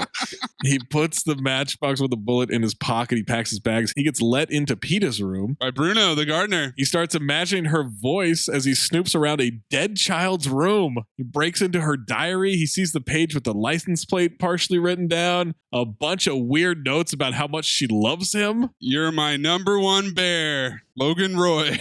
You're my number one bear. Lisa walks in, asks what he's doing there. That's an excellent question, Lisa. I had the same question as well. And I said, does she have a Southern accent now? All of a sudden, out of nowhere. I said, Louis Finnock, film noir, rolling a one. Same note, too. He's looking for his Bible. The Bible. But she borrowed it. One week, I'm trying to figure out what nightclub we're fixing to go to. Next thing I reckon, I'm reading the Bible. Who would have fancied that? It's like when D decides to just do an accent, and they're like, what are you doing? I thought I'd do an accent. My whole life, all I ever thought about was what I could get for myself. She's a bad mom. Even with my own baby. She needed me so much sometimes. I felt like I had nothing to give her. Spoiler alert, somehow, not the worst parent. What are you gonna do? What I do best. I'm gonna kill him. Anyone else involved, anybody who profited from it, anybody who opens their eyes at me. The women and the guys, I fucked them all. She gives him PETA's bear. What the fuck's he gonna do with that? And a kiss on the cheek. He's geared up with guns and explosives. 9-inch nails. girls. This is a music video. Gun shopping montage. They should have put epilepsy one on this too.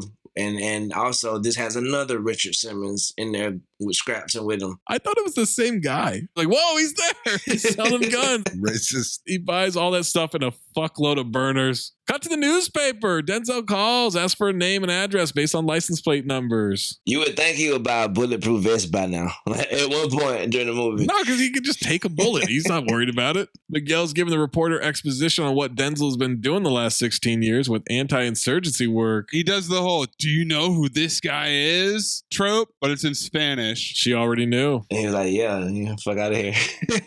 He was like, oh. Walk and talks position, boys. Then he asks, when are we going to sleep together again, huh? We never sleep. We fuck. Howdy doody. Now that ass grab makes a lot more sense. Hey, man. Still inappropriate. Still inappropriate. It's less alarming that it happened to me. Still inappropriate. But that wasn't just a random, here's a woman, I'm going to grab her ass. Full disclosure, my Wi-Fi cut out when y'all discussed that. That shit shocked me so much to the core. Mm-hmm. I clutched my pearls like...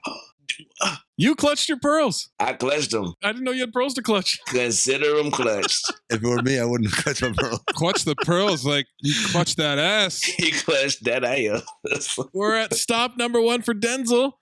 And it's the guy. It's who he needs. Stop number 1 is just the stop. Yeah. I was like, okay, he's going to be looking for a while. Nope. First one. It's like heart condition when they get on the beach. And it's like, you got to be fucking shitting me. No, you got to be shitting me. Zach, are these Oakleys that my man is wearing? No, they're not Oakleys. Checked. Folkleys.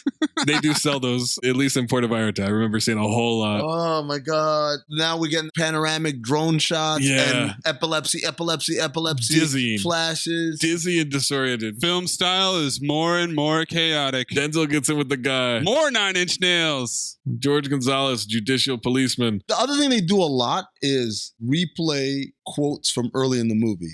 Echoing over. Echo's position. My note right here is, I just woke back up. Put a pin in that one. Wow. That one's on its way. The Knapp brothers. They're on a hill overlooking the city. Strips him down, tapes his hands to the wheel. Oye, como va comes on the radio. He's bleeding. He's going to torture him and cut his fingers off as he asks him questions, one by one if he has to. Also, he's going to stop the bleeding with the car lighter. Cauterize. And why didn't he take his shades off? Like, take his shades off earlier than that.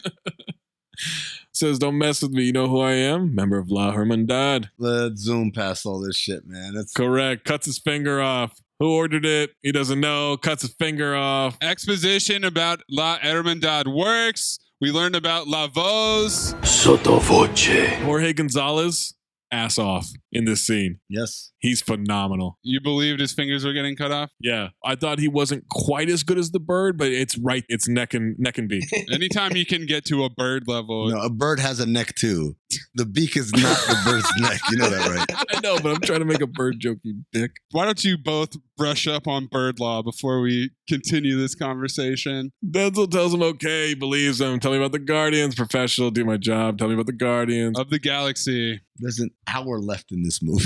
Dude. Bruh, I was struggling here. It took so long to get to the torture. Gives him a final cigarette. Okay, my friend. It's off to the next life for you.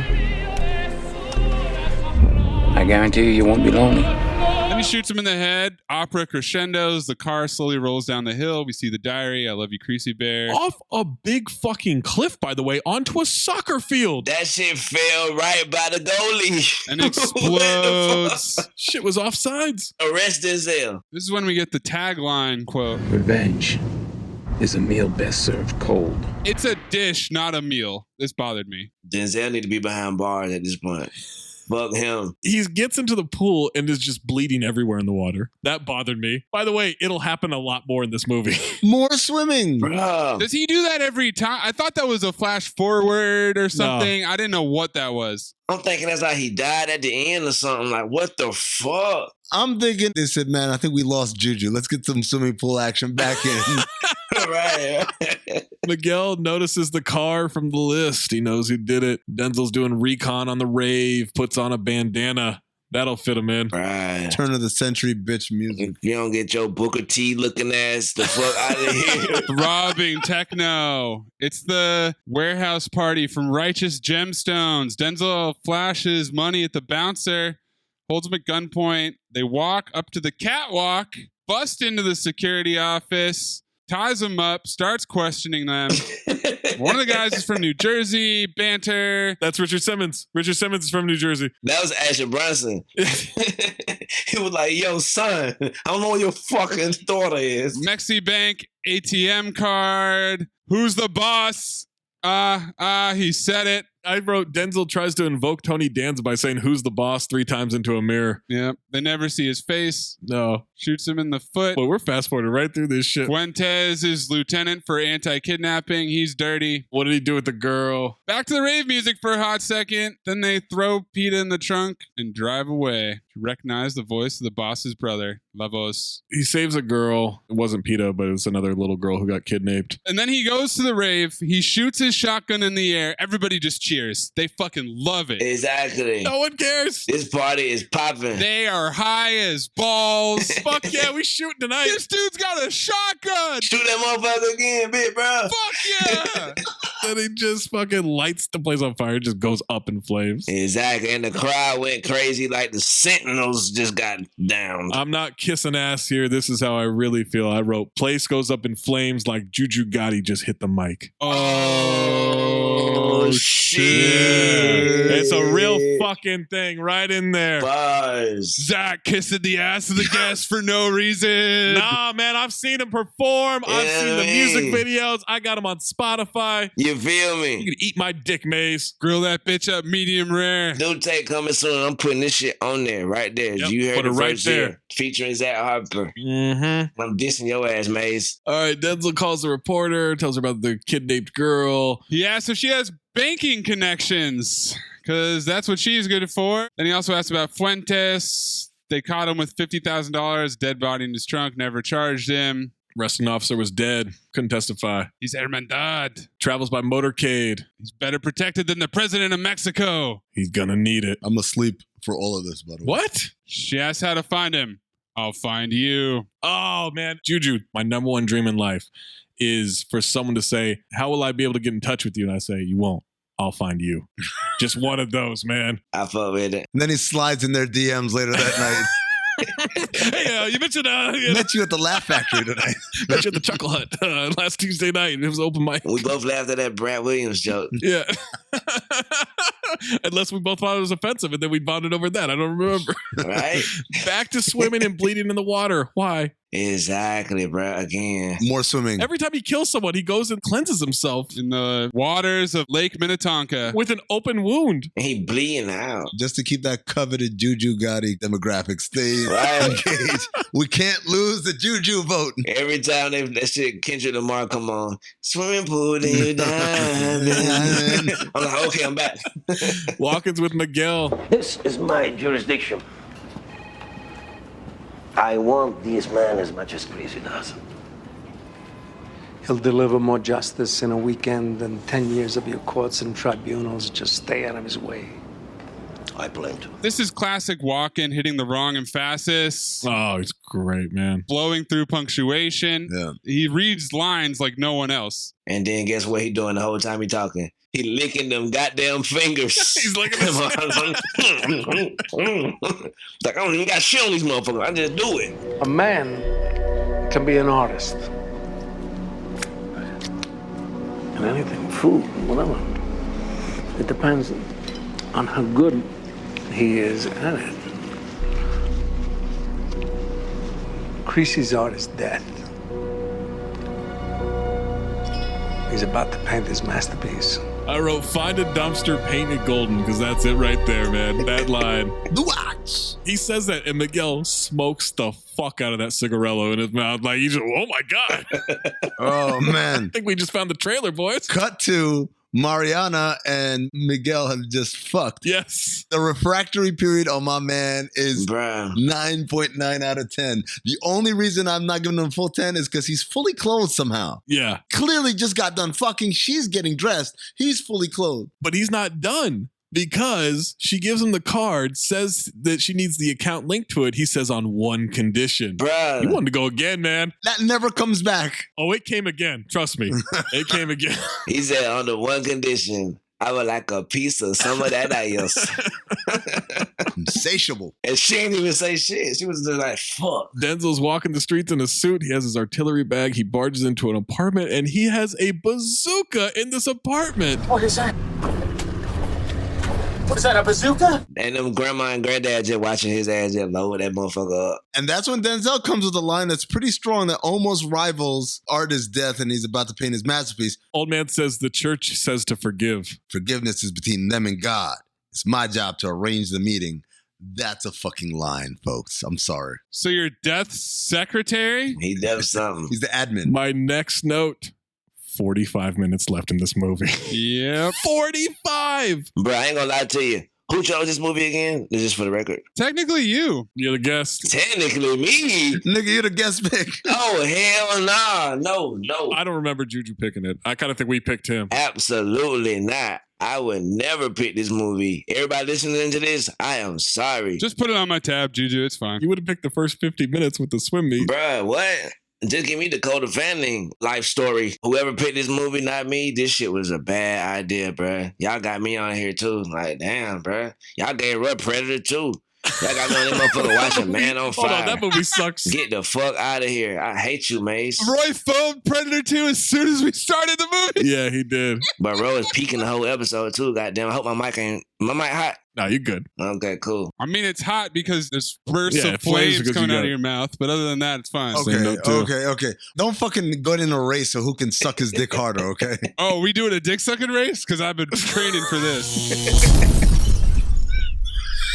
Supercharge that. Yeah, Zach is like, this is the major leagues, bro. Yo, big dicks over here. Yo, we suck big ass dicks up in here. All right, he blows up an SUV. Yeah. Walks calmly down to the scenes. He's firing a gun. He gets in the car. He drives off with Fuentes. That's a great scene. We get a flashback to the hospital for some reason. Now we've got helicopter blades. He's wearing gloves under an overpass. Fuentes is naked, duct taped and zip tied to the trunk of a car in his boxer shorts. Under the bridge where the deal went bad. Have you heard of La Hermandad? Yes, I have. Do you know what it is? Yes. I'm the president of La Hermandad, pendejo. You're the president? Yes. The president? Wow. Look at me. Oh, you can't. That sarcasm blew me away, man. And then he rips the tape off his eyes. Let me show you what I got here. See this? This is a charger. It's used by convicts to hide money and drugs. They stick it in their body. They tuck it up their rectum. You familiar with that?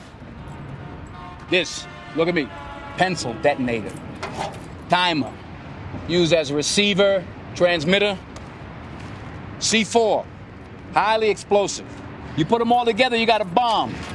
Not very sophisticated, but very powerful. That's what you have in your ass right now. Don't move. Don't move. Don't move. He's going to blow up his butt. I thought he was bullshitting. I'm sitting here watching it. I'm like, he bullshit. Ain't got no fucking bomb. You know why I thought he was bullshitting, JuJu? Because my man did not show any signs of discomfort from having a bomb shoved up his ass. Who are you to judge his personal life? I'm just saying, when Denzel said, you've got a bomb shoved up your ass, my man was like, what? Right. He woke up like, I got a piece of oblivion. Like, what's going on? Like, nothing was wrong with him. Sets a recorder down.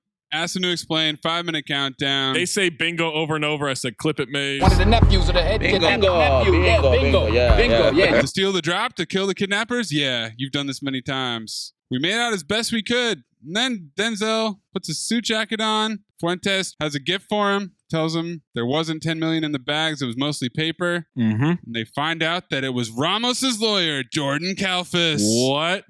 I wrote, Mickey Rourke, you son of a bitch. This was right before he fell into the veil of acid, too. Mm-hmm. He had almost fell into it, but not the whole way. Mm-hmm. They're flashing words on the screen that aren't in Spanish. They're just emphasizing them, I guess. Exact. No soltros. I'm fucking Taco Bell. Fuentes says, this is just business. I'm a professional. And Denzel leans in, starts lightly tapping him repeatedly on the head. That's what everybody keeps saying.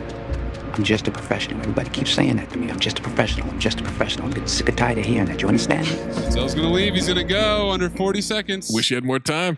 Walks away. Fuentes blows up in slow motion, of course. No. He doesn't walk away. Denzel walks away. Exactly. Boy, it was 2 seconds on the clock. He's still in perimeter. Like, right there. Like, I don't give a shit. I'm like, yo. That is a Golden Dumpster nominee. That bitch blew up the whole bridge. He was right there. More gladiator shots and music. Here we go, guys. Here's a scene I foreshadowed earlier. Denzel shows up to the house and begins to do the math, right? That this thing was orchestrated by someone on the inside. Mm-hmm. Confronts Mark Anthony. You skipped a little bit. At first, he goes to Mickey Rourke's residence, and his body is headless in a pool. That shit is hilarious. More swimming. That shit was funny as fuck. There's a bloody samurai sword inside. And then he gets offshore banking info via fax. Right. He ain't even flinched, by the way. No. Like, he saw the headless man in the pool. He was just like, He's an artist of death. He was admiring the piece. And then when he saw the bloody katana in the fucking office of that home, he was like, yeah. I mean, that looks He good. like tasted the blood off the sword, damn near. This cut was definitely made by a samurai sword. It couldn't be anything else. Han Solo. Hansu. Now Denzel goes back to Lisa and Samuel's house. He goes to see Samuel. Lisa walks in, asks what's going on. That's what I want to know. Lisa's swinging on the swing, and it reminded me of Angela from the rehearsal. Dancing in the bed. What are you doing? She's so lame, bro. I would have kicked her off my show, bro. Hell nah. JuJu, when he was like, Adam's overdosing, they cut to her and she in her room. Dancing in the room. She was in that bit kicking it. And then I was like, I don't know what's wrong with him. I'm like, boy, if y'all get the fuck out of here. Denzel says, that's what I want to know. What's going on, huh, Sam?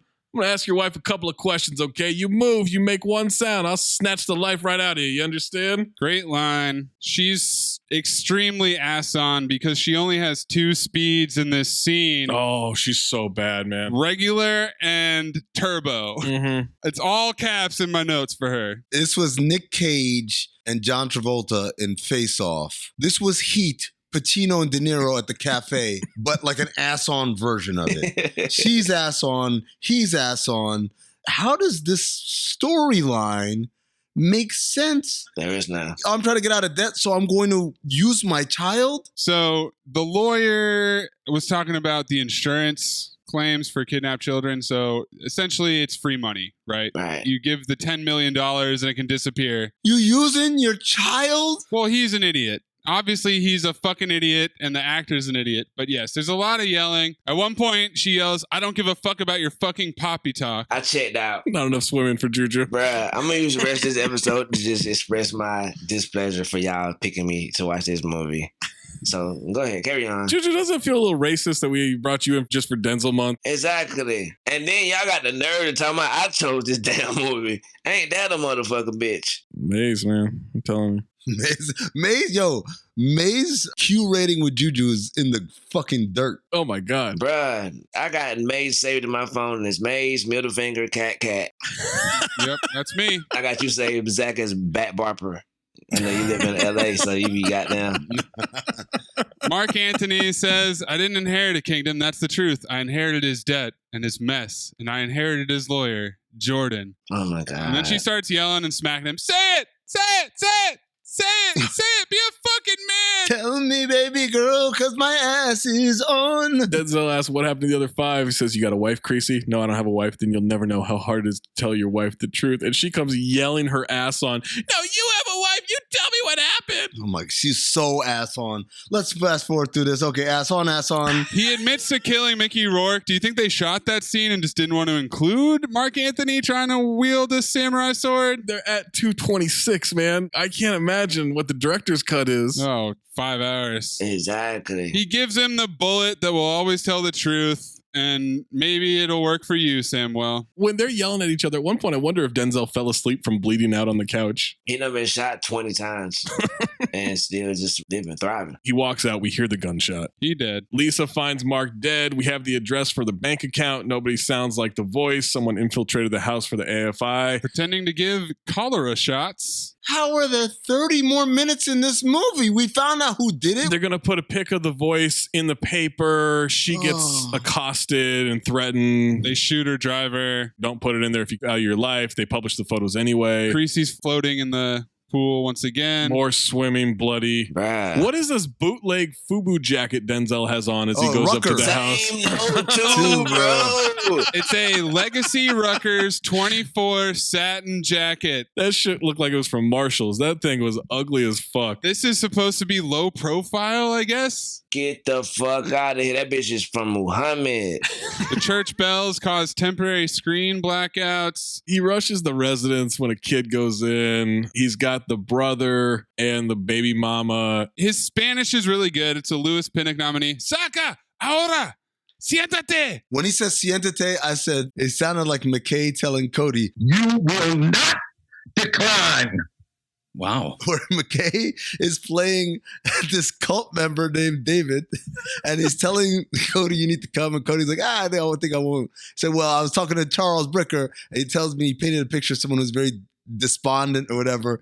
And Cody says, no, he says, oh, your sarcasm and your snark belie a gaping hole in you, whatever. So he's telling me, you're going to come. And he says, you will not decline. And then he repeats it, and he fucking loses it.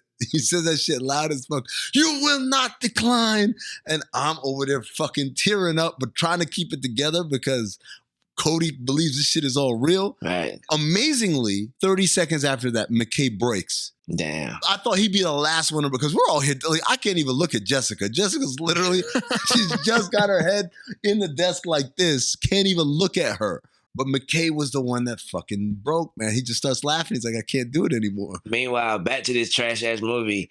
First thing that happens when Denzel popped through the door, he get popped in the chest. Again. He gets shot again. He gets shot again. He's fine. In the same spot. I'm like, God damn. He doesn't have a heart. What the fuck? He gets shot in the heart all the time. He's got a heart condition.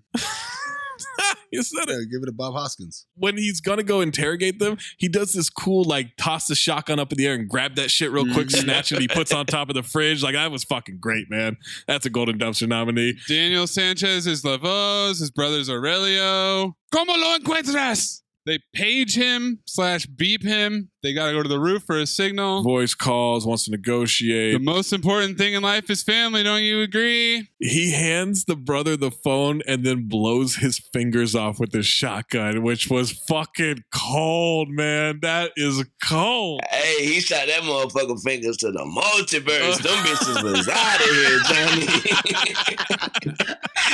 And he looked like Cherry Bob. Says, I'm going to take your family apart piece by piece. You understand me? Piece by piece. Randall pulls out a massive bag of money. He doesn't want that shit. He wants the voice. Aurelia also might be ass off here, man. I really thought his hands got blown off. Right. He's fantastic. Daniel tucks in his kids. Denzel takes some pain pills. Phone rings. Life for a life. Whose life? The girl. Peta's.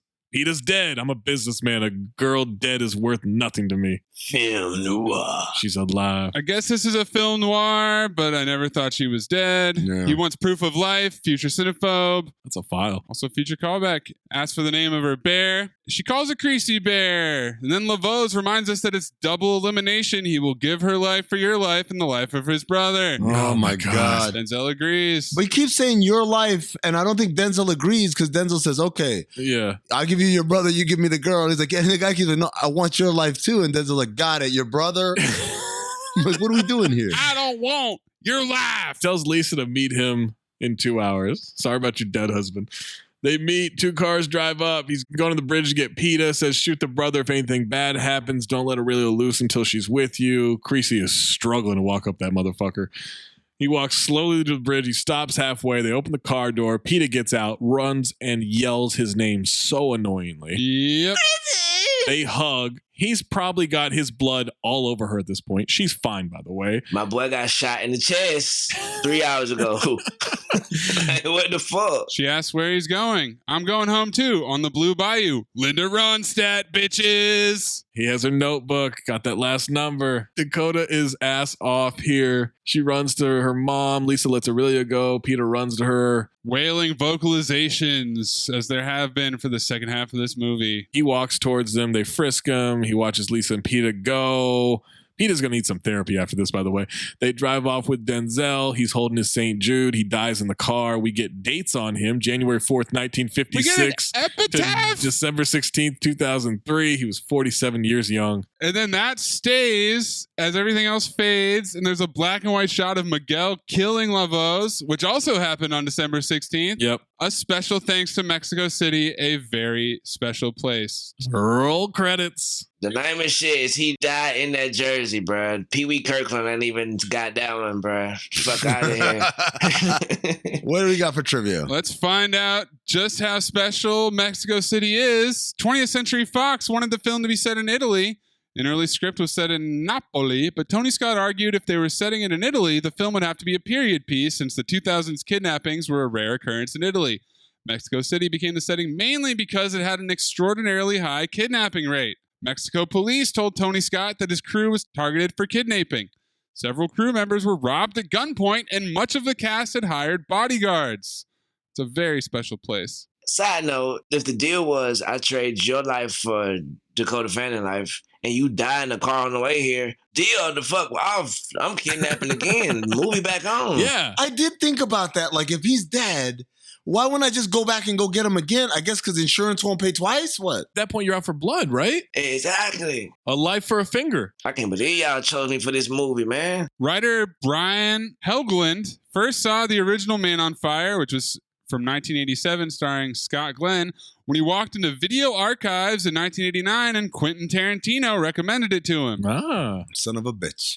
In an interview with the Sunday Times, Tony Scott revealed that he offered the role of Creasy to Russell Crowe, who turned it down. He knew better. Scott said, I called Russ while he was on the set of Master and Commander and said, so, Man on Fire? He said, listen, pal, have you seen Proof of Life? I said, yes. He said, I've been there. Done that. That nigga's not your man.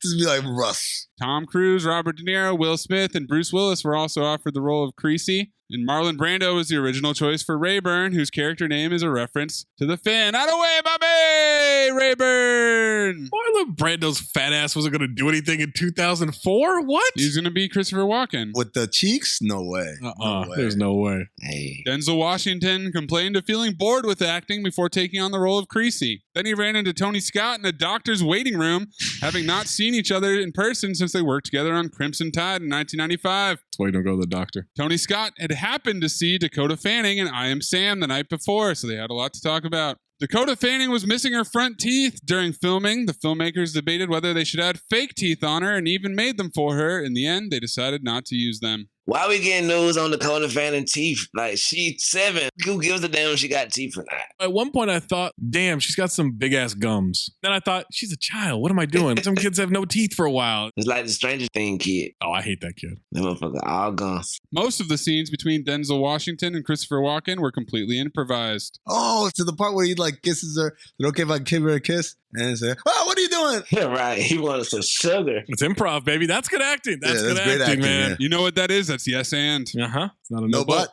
What are you doing? Kissing my wife. You fucking perv. Denzel Washington was so impressed with Dakota Fanning's acting that he'd watch her and forget he was in the scene. Rhoda Mitchell was intimidated when she first met Dakota Fanning. Quote, I want to meet her when she's 25. I think she's going to knock everybody out. I'm sure Rhoda Mitchell was a big fan of The Alienist. Dakota Fanning took piano, swimming, and Spanish lessons for her role, wrote everything in the diary herself, but needed a stunt belcher because she couldn't burp. Get over yourself. Soft. Congratulations. You just lost ass off, Dakota. Not to be outdone, Denzel Washington spent 10 days with advanced weapons training specialists and worked with a voice coach for 3 months to learn American accented Spanish. Whoa. So wait, hold on. So he speaks Spanish, but his Spanish is so good. It was too good. He had to work with a coach. Had to tone it down. That's why he's getting the Louis Pinnock for me. Yeah. This is my favorite, though. Tony Scott had Mark Anthony look at a photo of his real daughter to get him more emotional. Newsflash, Tony, that shit didn't work at all. Newsflash, Mark, ass on. There was a sex scene filmed between Creasy and Lisa. Uh-oh. But it was cut. We know why if you've been listening to Denzel Month. Wait a minute. Who is Lisa? Lisa's the mom. What? Denzel doesn't do What? That shit is not covered enough. What the fuck? Leave with that. JuJu, he doesn't do interracial scenes. He doesn't do interracials. Except Mila Jovovich. Yeah, because she's Serbian. They were kind of white. Oh, I don't know if that's why, but that's what Amin's theory is. They were kind of white. That's what I tell myself. Mickey Rourke and Denzel Washington did not get along during filming. There's a shocker. Did they have any scenes together? They had one scene together, goddamn. That's probably why they didn't. Then Creasy's quote about arranging a meeting between the kidnappers and God is similar to a quote incorrectly attributed to General Norman Schwarzkopf. Speed is everything. It is not clear whose work the original quote is, which goes, "It's God's responsibility to judge Osama bin Laden.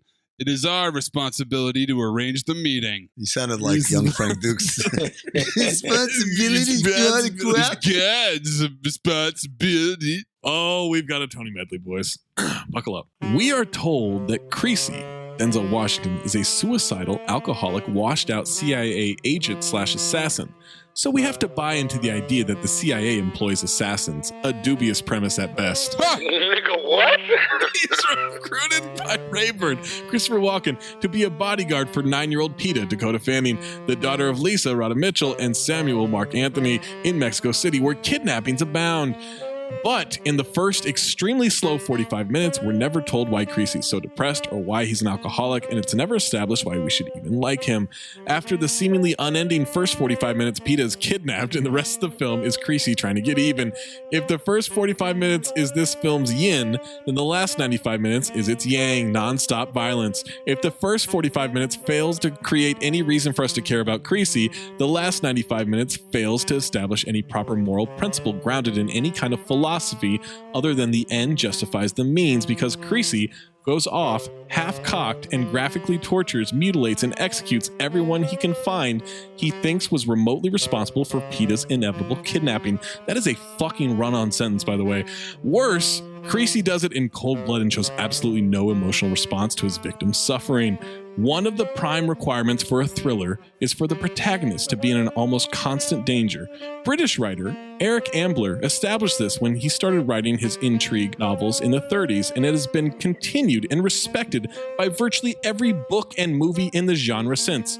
Until now, however, director Tony Scott and writer Brian Helgeland failed to put Creasy in any kind of danger whatever, as he's pursuing the bad guys. We are never concerned about his safety or well-being. We know he's in control, even when he's outnumbered, and that he'll prevail. I mean, he gets shot a lot. Christopher Walken is completely wasted in a meaningless role. They could have cast Rayburn with an unknown from central casting. Why waste a talent like Walken, and for that matter, Mickey Rourke, who plays Samuel's attorney, Jordan, in roles that require such little effort? The worst parts of this deplorable film are the ways it desensitizes the audience to graphic mutilation, torture, and horrible death, and justifies vigilante justice. Fox has done it again. They've made a movie that fails the tests of common decency and good taste. 1 out of 10. Close. 2 out of 10. This is disappointing. I don't like anything that just happened. All I heard was Yin Yang Twins. This movie was so boring. The review was boring. Y'all got me on here. Y'all put me out the damn grass to come do this. I'm mad at y'all. I just directed that Maze. Put it on my tab. Like, I'm sorry y'all had to listen to this shit. Like, y'all gotta invite me back for goddamn Sam Jackson month or something. Salute to Dakota Fanning. She should win an Oscar for this shit, but everybody else... Wait, that was 18 years ago. The fact that he loves the Dakota Fanning plotline of her swimming origin story is great. He was invested, man. He was invested. I'd like you all to do an experiment on a plant, something that may benefit mankind. And if you devise something that's groundbreaking, I guarantee you a A in this course. Oh, well, hold on, man. You following me? You can't do that, Lionel.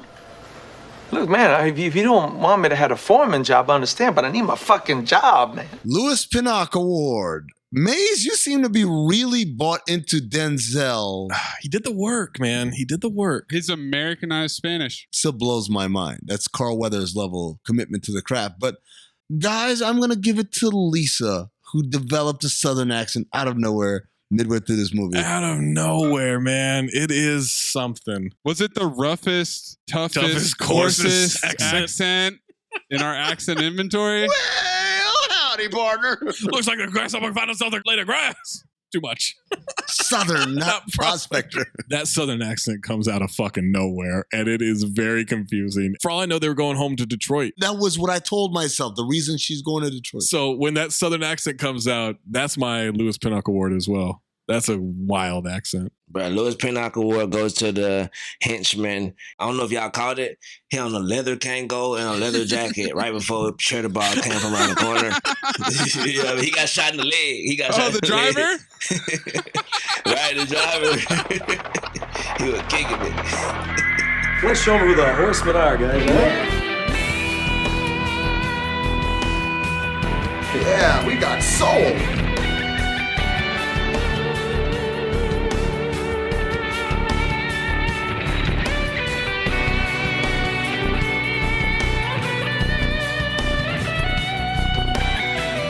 Five Horsemen.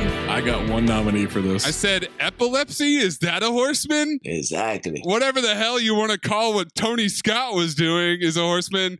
But my personal favorite is Linda Ronstadt. Yeah, I'm about to say, me and Zach are on Linda Ronstadt, right? Oh, it's definitely Linda Ronstadt. Yeah. Yes. Like, come That's on. all it is, man. Sweep that shit. Blue Bayou. Because it's such a weird It's selection. out of nowhere for a movie set in Mexico about kidnapping. It's just weird. It's just too romantic. Like, calm down. He doesn't know what music he likes, so he goes and buys a Linda Ronstadt CD, and that figures it all out for him. He panic purchased that. It never comes back. Like, there's so much shit that never comes back to mean anything. Just like, so swimming doesn't mean anything. Just like him being an alcoholic doesn't mean anything. Him wearing that Record Park jersey that nobody had to mean any fucking thing. Like, Breathe in through nose, out the mouth.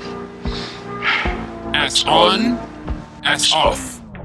Teddy Rex, Moosey Teddy Rex. Teddy Rex, Moosey Teddy Rex. Ass on. Fuck it, ass off. Ass on. Fuck it, ass off. Michael Biehn Memorial Ass On Award. I had Mark Anthony as Samuel Ramos. Rhoda Mitchell's also really bad in this, but Mark Anthony, he was atrocious. Tell me, baby girl, cause my ass is on. My ass is on. My ass is on. That's all him, man. He was terrible in this movie. Tell me, baby girl, cause my ass is on. bro, I don't know. That cop, that one cop. Fuentes, my man had some shit shoved up his ass and didn't know about it. That's so sad. That's the equivalent of Art breathing when he was supposed to be dead and falling. Shout out to Art, man. Where'd you kazoo? I mean, Carl Weathers Memorial Ass Off Award. Christopher Walken as Paul Rayburn. Dakota Fanning as Lupita Ramos. And Denzel Washington as John Creasy. And Bird as the Bird. Exactly. Bird as Bird. The Bird was great. Aurelio was great. Jorge Gonzalez was great. It might be between the Bird and Denzel to me. Look, man, the man took lessons to fuck up his own Spanish. That's ass off. He's ass off. Going into this viewing, I remember loving Christopher Walken in this movie and thinking, I was like, I wonder, but he's just not in it enough. Not enough. No, I think you're wrong. On the contrary, he gets my ass off award because Christopher the Watch. When he started licking his fucking fingers. Oh, he licked his fingers off. Finger licking good. Bro, it's no sauce on none of them bitches. And you are going at it. When Christopher Walken hit him with the, yeah, sure, absolutely. And then he kisses the wife on the cheek. Oh, what are you doing? There was a moment there I was like, am I going to give this to someone not named Denzel Washington? But no, I'm sorry, ladies and gentlemen. This is what the Carl Weathers Memorial Ass Off Award is made for. Mm-hmm. We're talking about people that go above and beyond in the field of acting. And I think that Christopher Walken went above and beyond licking them fingers like it was actual sauce on them. Like there was none. You're good at keeping secrets?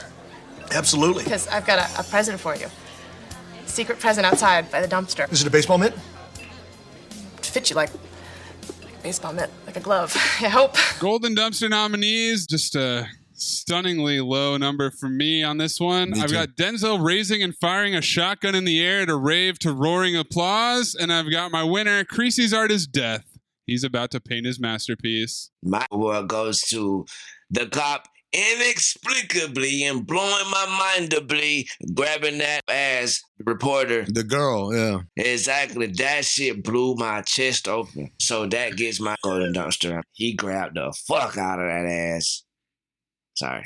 Forgiveness is between them and God. It's my job to arrange the meeting. The whole press conference scene right before her ass gets grabbed. The slow-mo shot of Fuentes blowing up as Denzel does the Denzel walk away. The Denzel walk, yeah. Oh, fuck. Guys, there's a couple more, but I'm wasting time. You all know what my golden dumpster was. I locked it in 10 minutes into the movie. Would you like a drink? Yes. Jack and water. Bro, I forgot one of mine. Him in the pool, bro, bleeding out. That's a golden dumpster I'm gonna need, bro. It kept coming back. My golden dumpster is going to be, I thought I was going to give it to the masterpiece part, but I got to give it to the finger licking.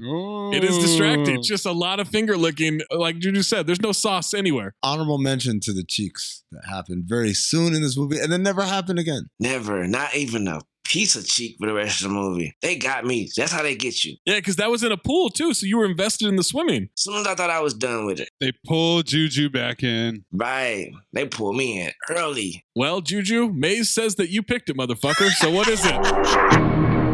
Motherfucker.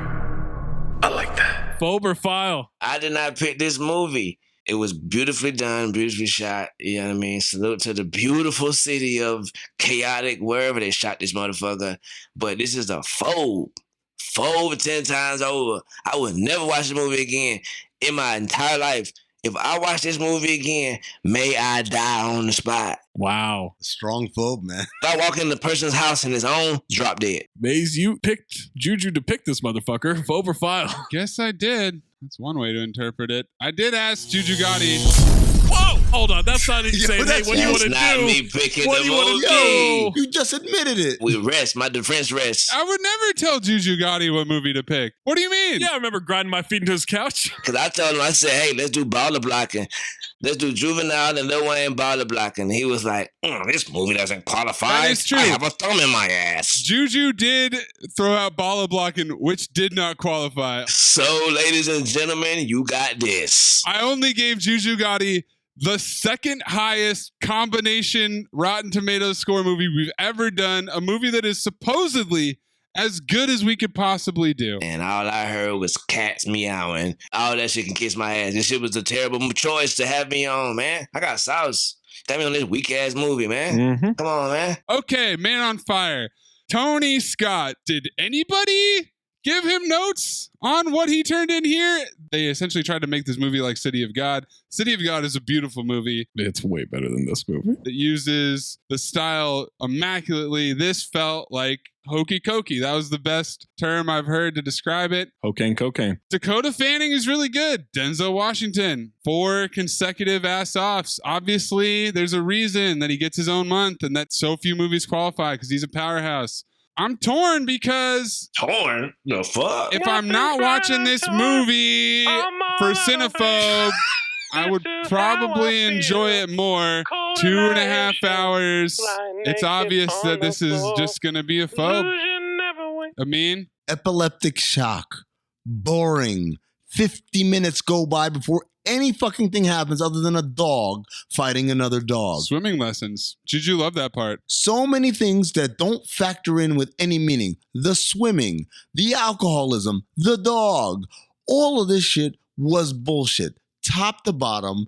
And again, I go back to, I was in epileptic shock for most of this movie, as much as it pains me.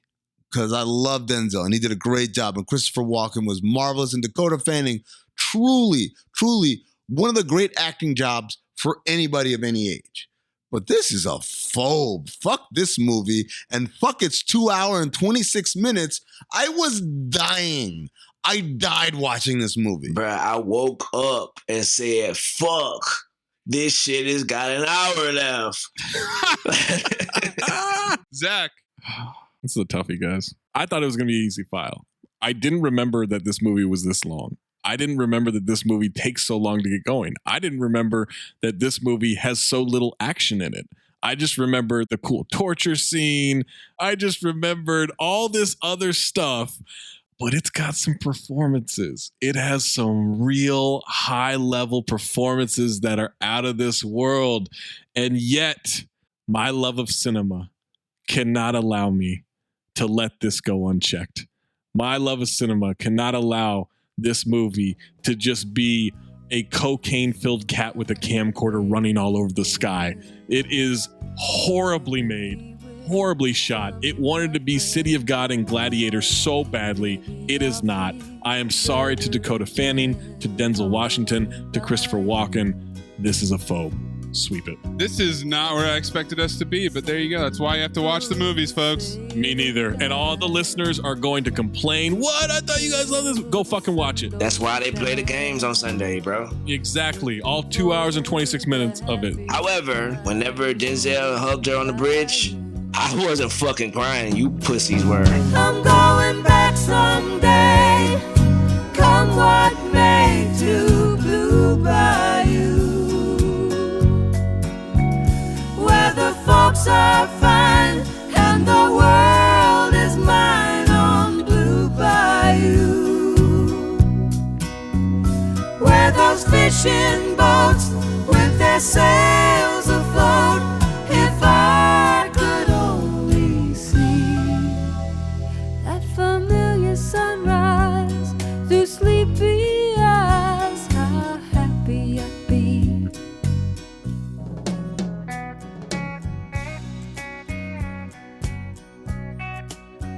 The results are in for the Denzel Washington poll. Oh, God. Amin takes first for the second consecutive month with Fallen, 47%.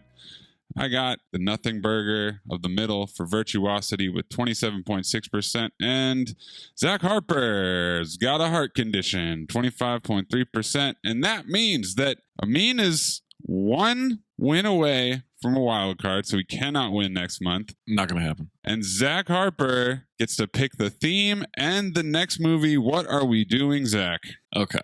One, I'm very disappointed in our voters. Sure, technically Fallen is the best movie.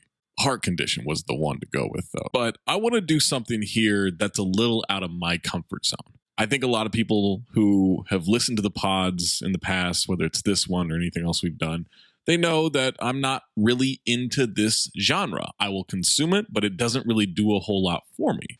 But with that said, the new month theme is going to be comic book / superhero month. It's superhero month too, but there are some comic books that are not superheroes technically. Yeah. So I think it's more comic book month, but it's fine. Either one is fine, right? It's kind of like space / alien month. I don't think there's going to be a superhero that didn't come from a comic book. Agreed. Except for Hancock. Wait, does that qualify? No, it doesn't. Oh, shit. Okay. So that's going to be the theme, but I am going to go back into my comfort zone. I've seen this movie probably in the double digits. It used to be on movie channels all the time. And if it was early enough in the showing, I would turn it on because I didn't want to miss like the plot and everything. I didn't want to miss the context. I want to just dive into this. I wanted to get the whole experience. The exposition. Need the exposition. I needed to know what I was watching. And so it's just under 2 hours. So Amin might file it. It is the 2011 movie starring Ryan Reynolds, Green Lantern. Next time we make love, you introduce me to Jade.